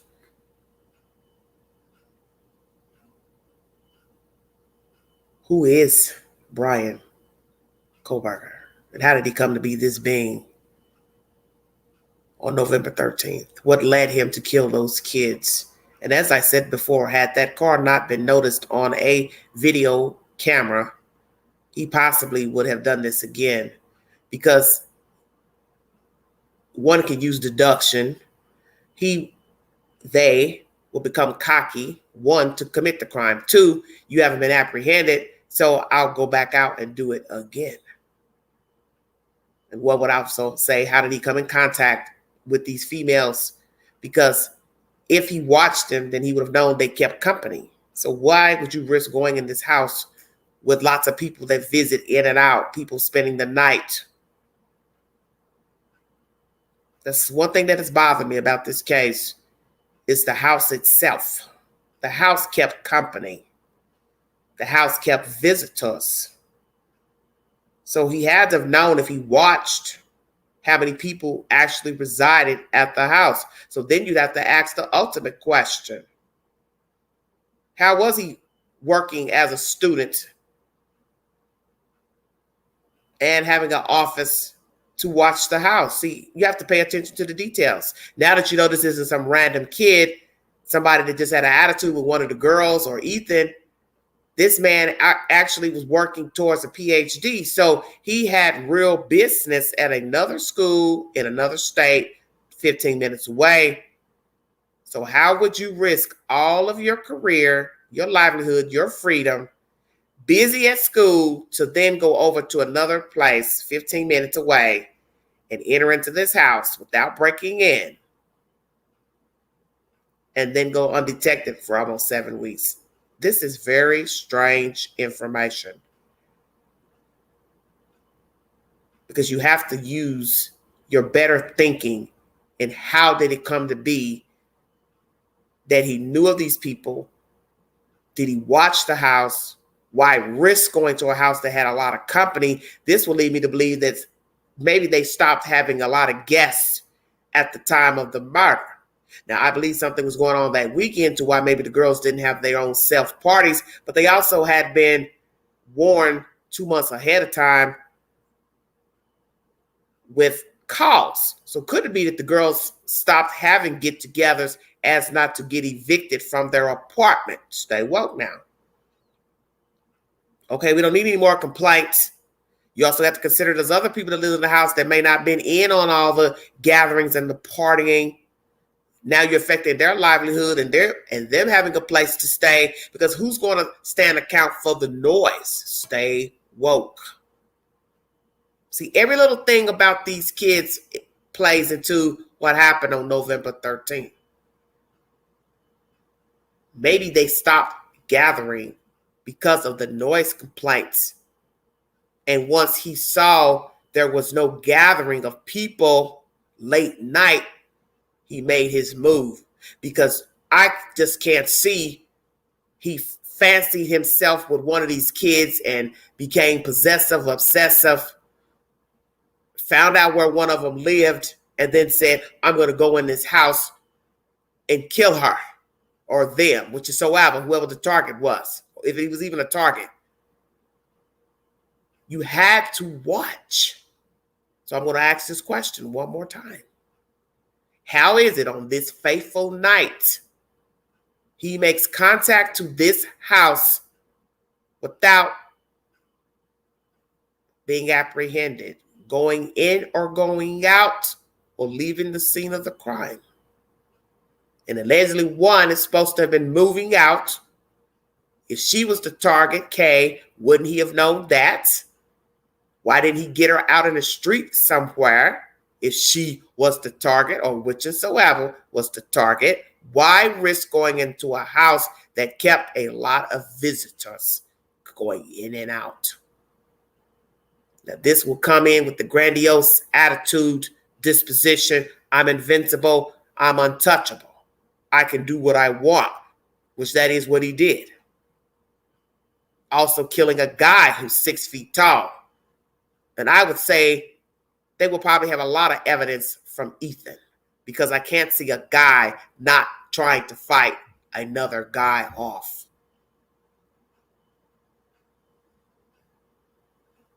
Very interesting now that we know who the suspect is him studying psychology,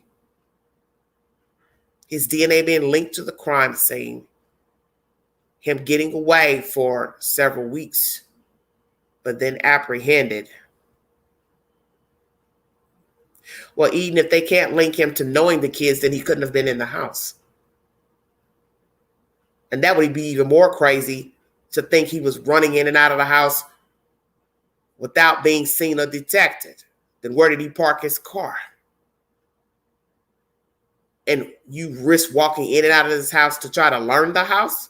As you see, you can pull up the house on the internet for the layout.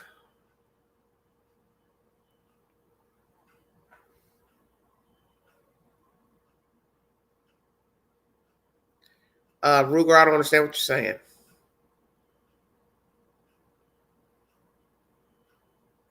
And why did he use a knife? Why not a gun?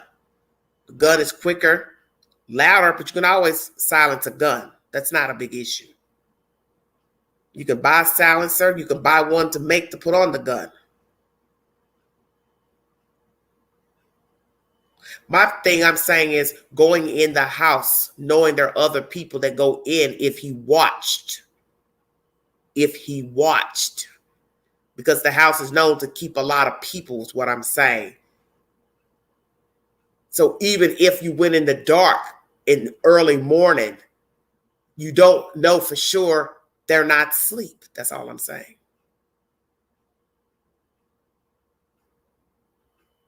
How would you know they aren't asleep? And if we believe he's this person that was on this video clip saying that one of them was not asleep, that is very scary.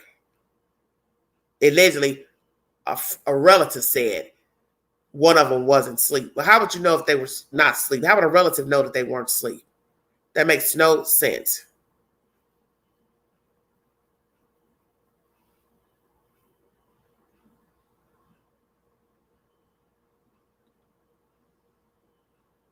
How would you know that one of the victims, let's just say it's a relative, this person is talking to this computer, that some people believe it was him speaking to the computer. How would you know, even as a relative, that one of the girls was not asleep? We do know one was on the phone, but you have to have an exact time that the killer went into the house versus the time that the person would have gone to bed. Nobody would know that unless they were the perpetrator, because nobody survived.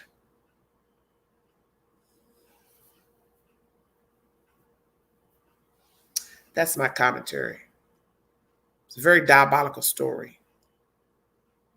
I will wait to see what is the linkage, the connection between the victims, as they call it, the nexus between the victims and the perpetrator, how he came to know of these individuals, if he fixated on one or more. Did he ever go by their jobs, the school? How many times did he go by the neighborhood? How many times did he go by the car? Did he ask people questions about these girls? Because due to the fact that he asked a lot of questions when he was studying for that course in the master's program, which it was approved, so it's really not a big deal because he was studying criminals and psychology. That was his job, to ask questions. But maybe some people got offended because he's asking regular people and not criminals. One could say he would have used the same technique in talking to people in the town, people that lived in the neighborhood. Did they know the girls? Were they friends with them? Do you know if they have a boyfriend? And all you need is an eager person that's willing to speak and talk. He could have also went into their friends list, Facebook friends, IG friends, looked to see who commented a lot, liked videos a lot, liked the post a lot. This is the same thing the internet junkies do. Run up and down people's Facebook pages and seeing who they're all friends with, who's liking stuff, and start putting a narrative together. Possibly this is what he did.